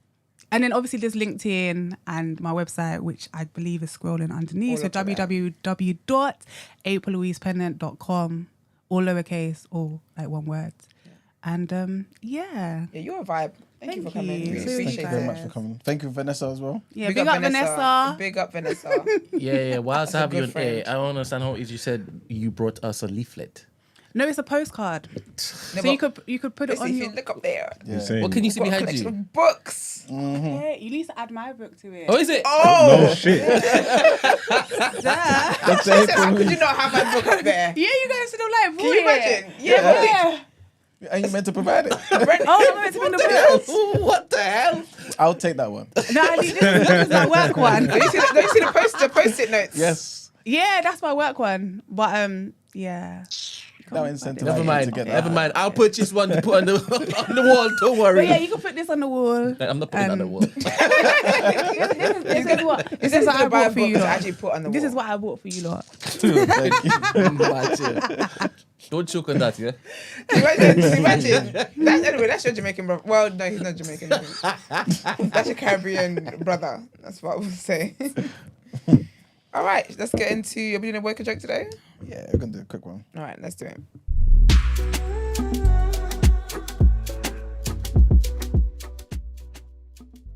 Oh, yeah. All right, people. So today's Walker joke, yeah. I want to show if you guys heard about this. So Brent sent me this, yeah. So Brent, fill in the gaps if I missed anything out. I want to show you guys heard about Mr. Emmanuel Macron, who is obviously the current French president, right? And he's got a wife.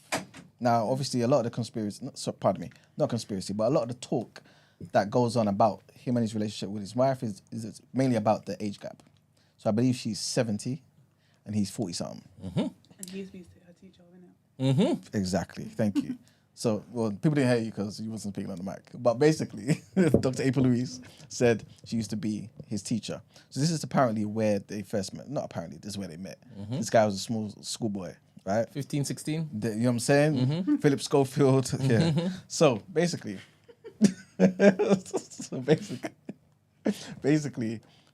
she was married at the time. I believe she had 3 children with the ex-man, with the ex-husband. They got divorced. She married a Macron. This guy become president. This is what's happening. Fine. But this new idea has been injected now. And apparently it's not even that new. Idea. It's an investigation.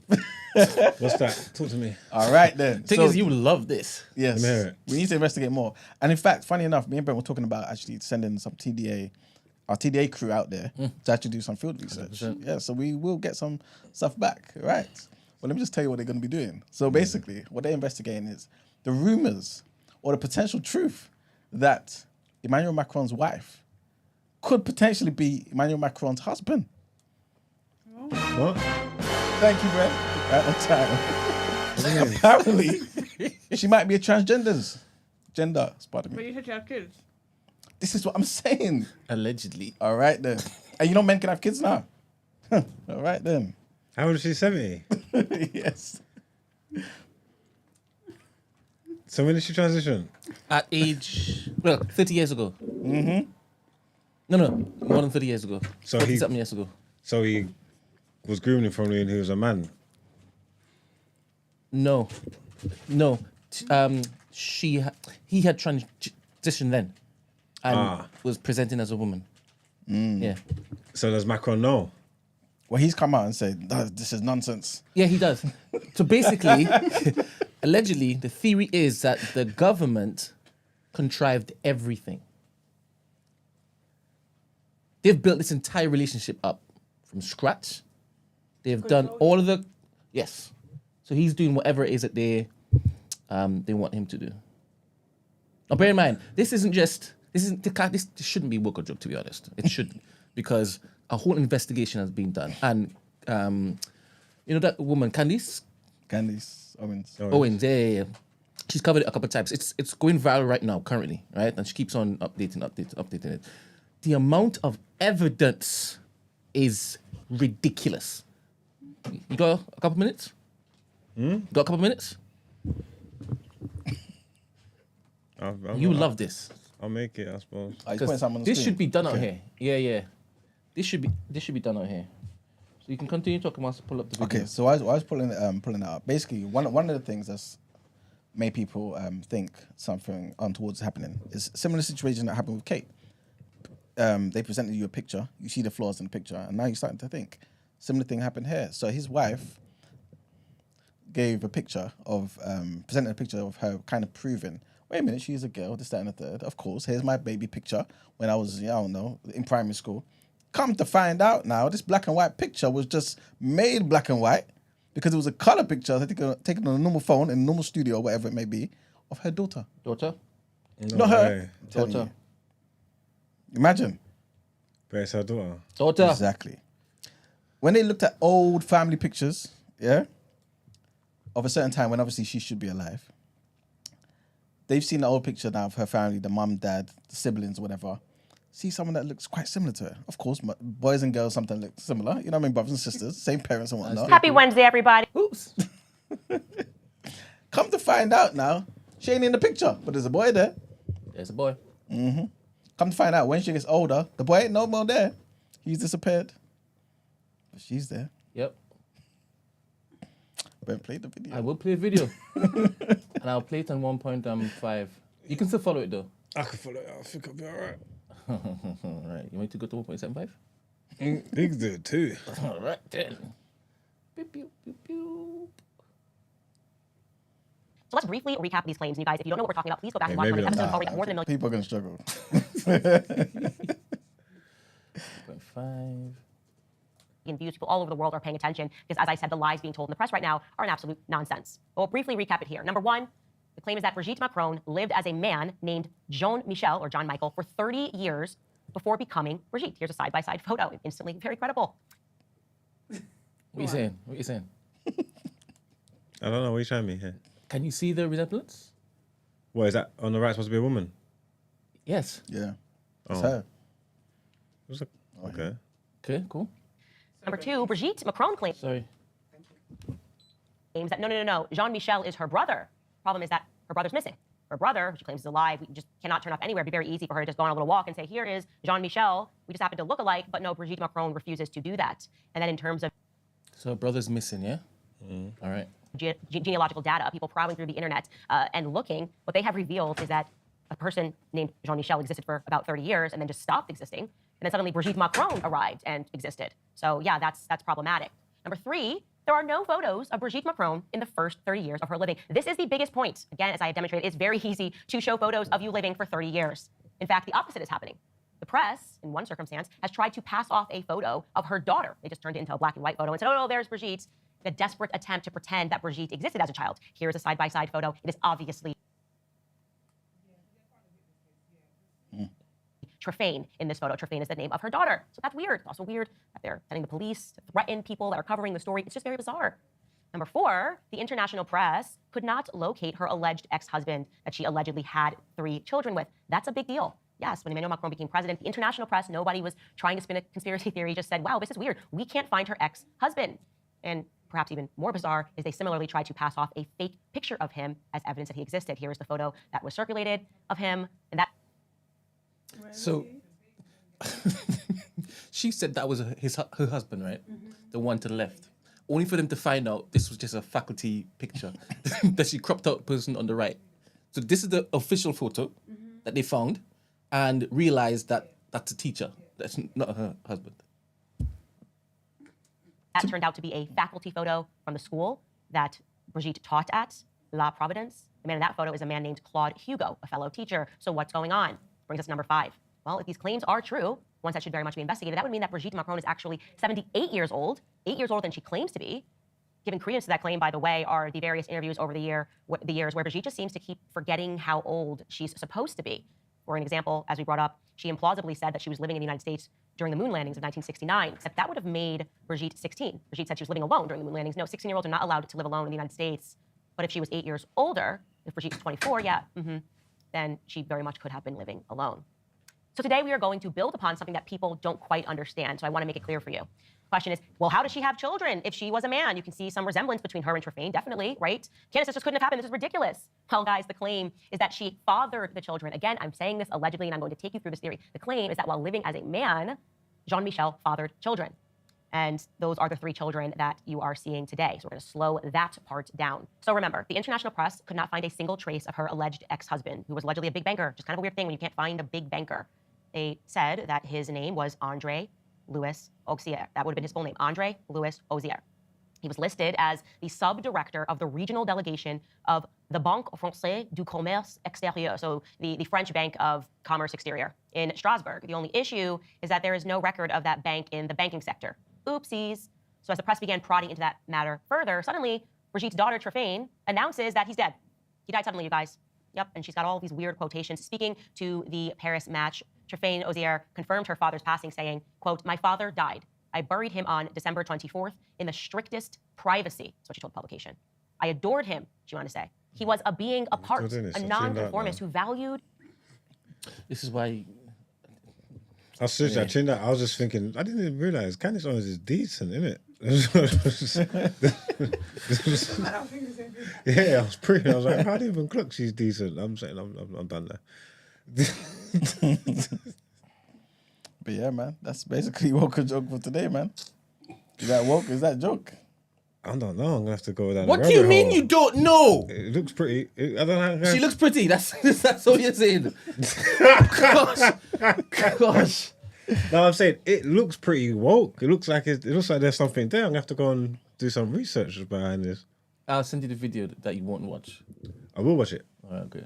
I might not. Yeah. Like, I guess send it anyway though, because it's only right.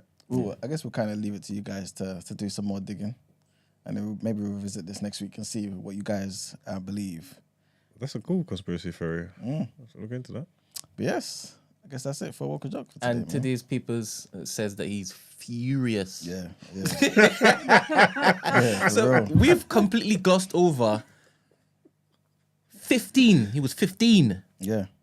And she was however old, 30 something. Do you understand? But I think in France they have different laws. Oh, so that runs basically. In France they have different. I don't know. I think there's different laws about consent. I think. I'm not saying it's right or wrong. But... Yeah, fair enough. All right, cool. Reaction.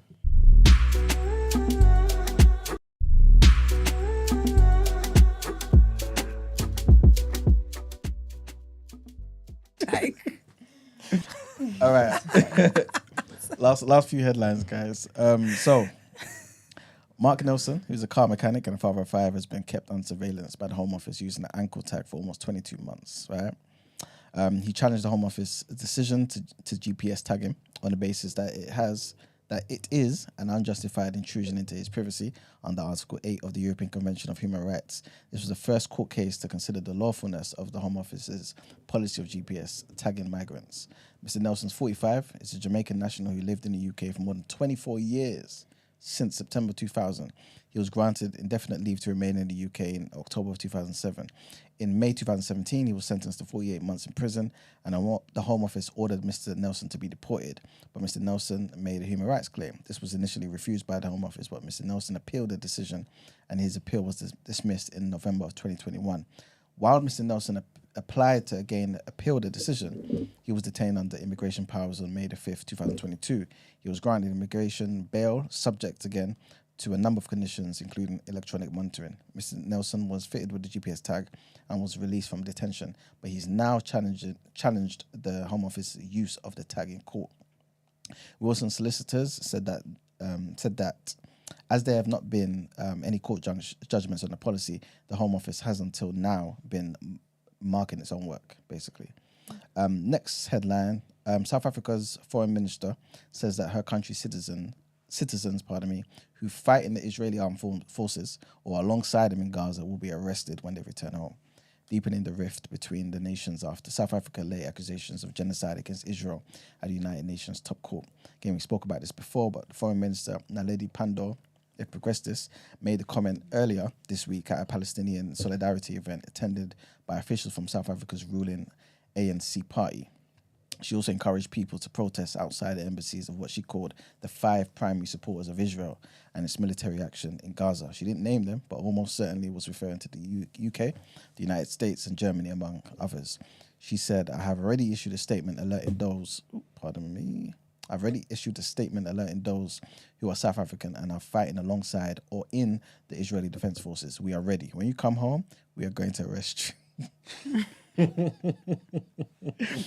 These are her words, man. And everyone was excited and applauded her. You know what I'm saying? In December, the Foreign Ministry said that the South African government was concerned that some of its citizens or permanent residents had joined the IDF to fight in Gaza and warned that they could face prosecution if they hadn't been granted permission to do so under South Africa's arms control laws.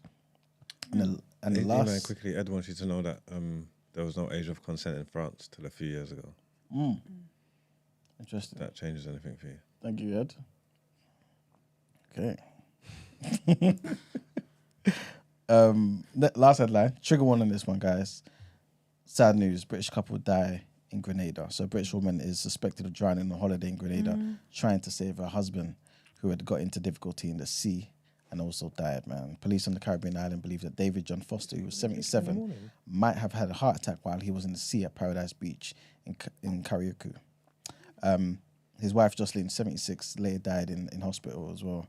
The couple had been at the Paradise Beach near the village of Leicester on the island of Karrueche, which is part of Grenada, where Mr. Foster got into difficulty on Saturday. Police found him lying in the sand. He was declared dead at the scene by a doctor. Mrs. Foster was taken to Princess Royal Hospital, where she was examined and later pronounced dead as well. The forces continue to investigate their deaths. Sad news, man. There was also a black girl that's been missing for like over 2 weeks. I think her name is Samaria. Yeah, I saw that. And they found her body in the Thames. Are you joking? Today? No, yesterday. Yesterday. I heard No, about that yesterday. they found her body in the Thames 22nd of February. The day she went missing, her body was found in the Thames, but they didn't identify her. So there's been her friends have been working overtime to spread the word and whatnot, and then now they're like, oh, this is who that was. Da, da, da, da. It's very sad, man. Really made me so sad yesterday. But yeah. R.I.P. to her, man. R.I.P. Yeah, man. rest in peace. And that's it for the headlines, guys. Time to pay the bills. All right, let's get into the reaction.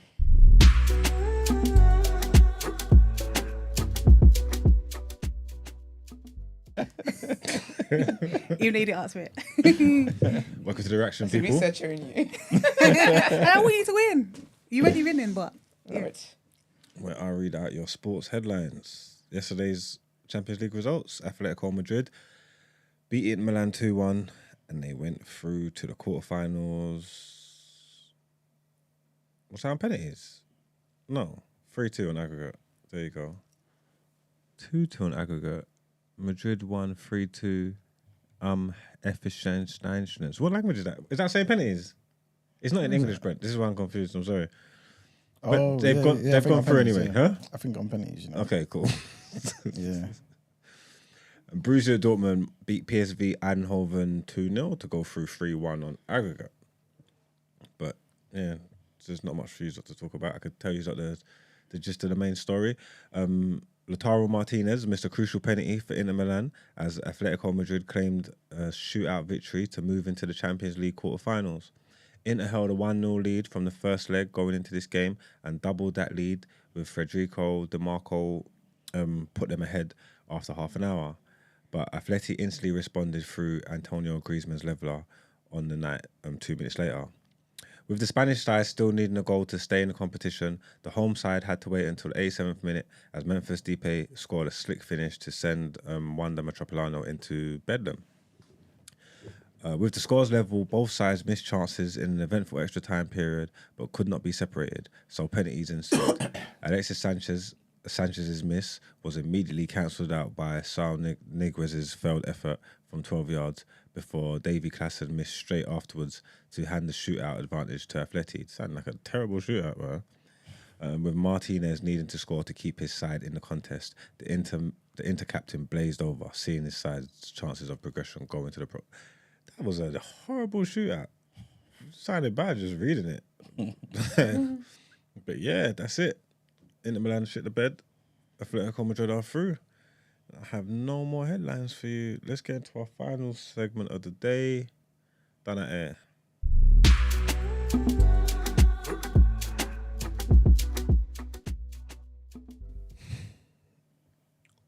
This will be quick and easy for me. True set of options there. I was thinking about this over the last couple of days.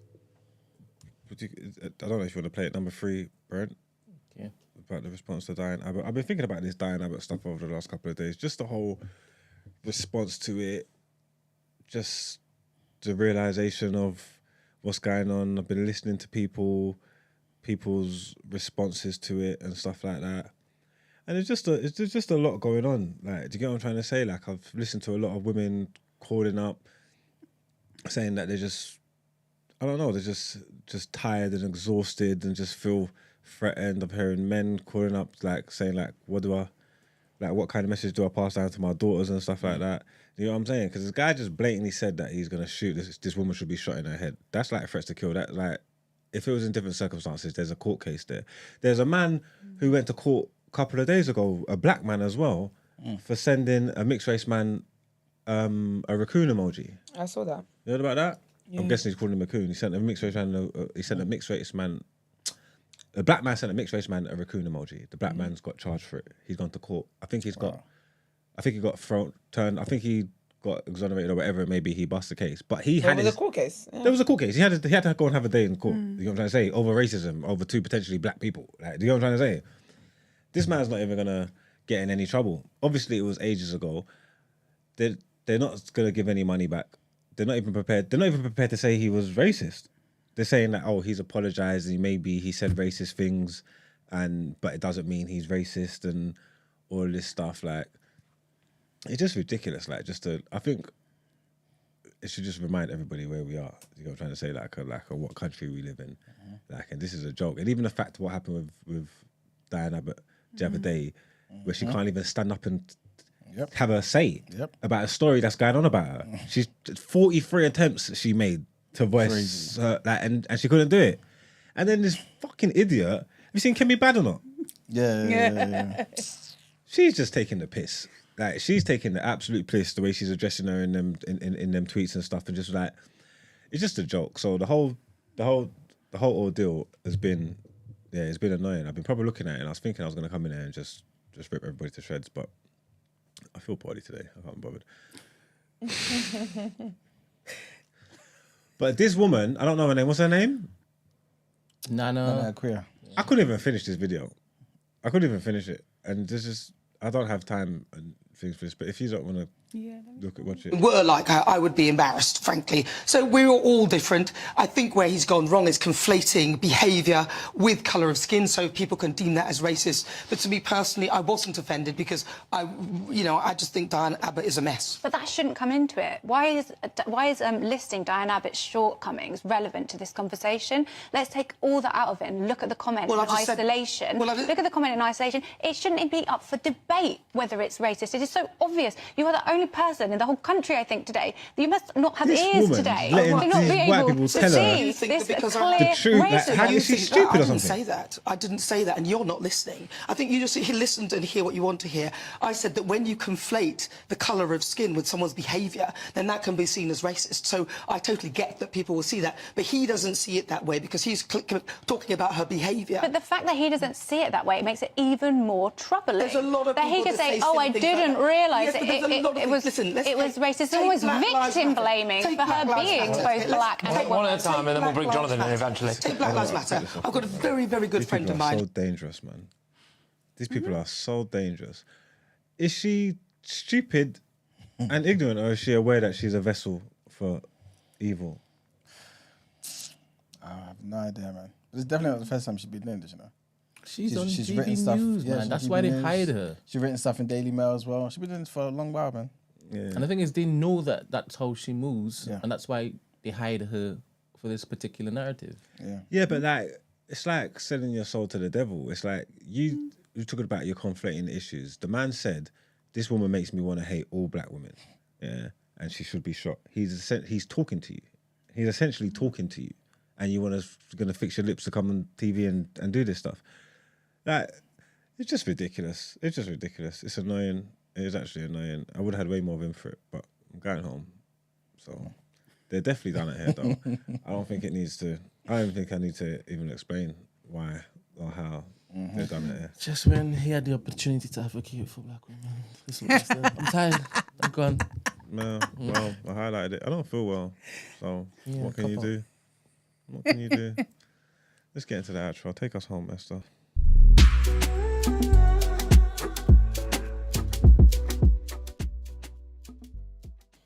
All right, people, thank you for tuning in, and lovely thank you to our lovely guest, Dr. April-Louise. Sorry. Your name is so nice as well. Thank you. So nice, you Such got a it wrong. nice name. You got it. All right, you can advocate for black women.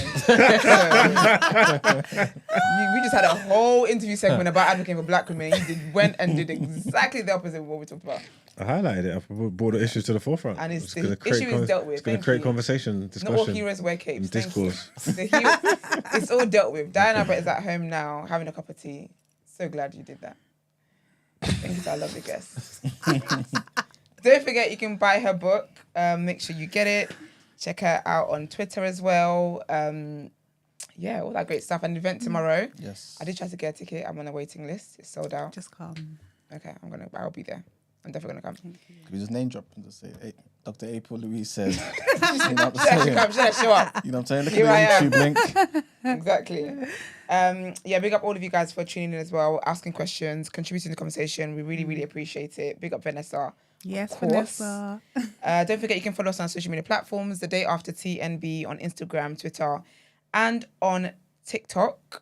And if you want to send your dilemmas in, the number is 075 64841073. And you are more than welcome, if you would like to inquire about the show or feature on the show, to email us at thedayafter@thenewblack.com. Have a great Thursday, people. Peace. Bye. Peace.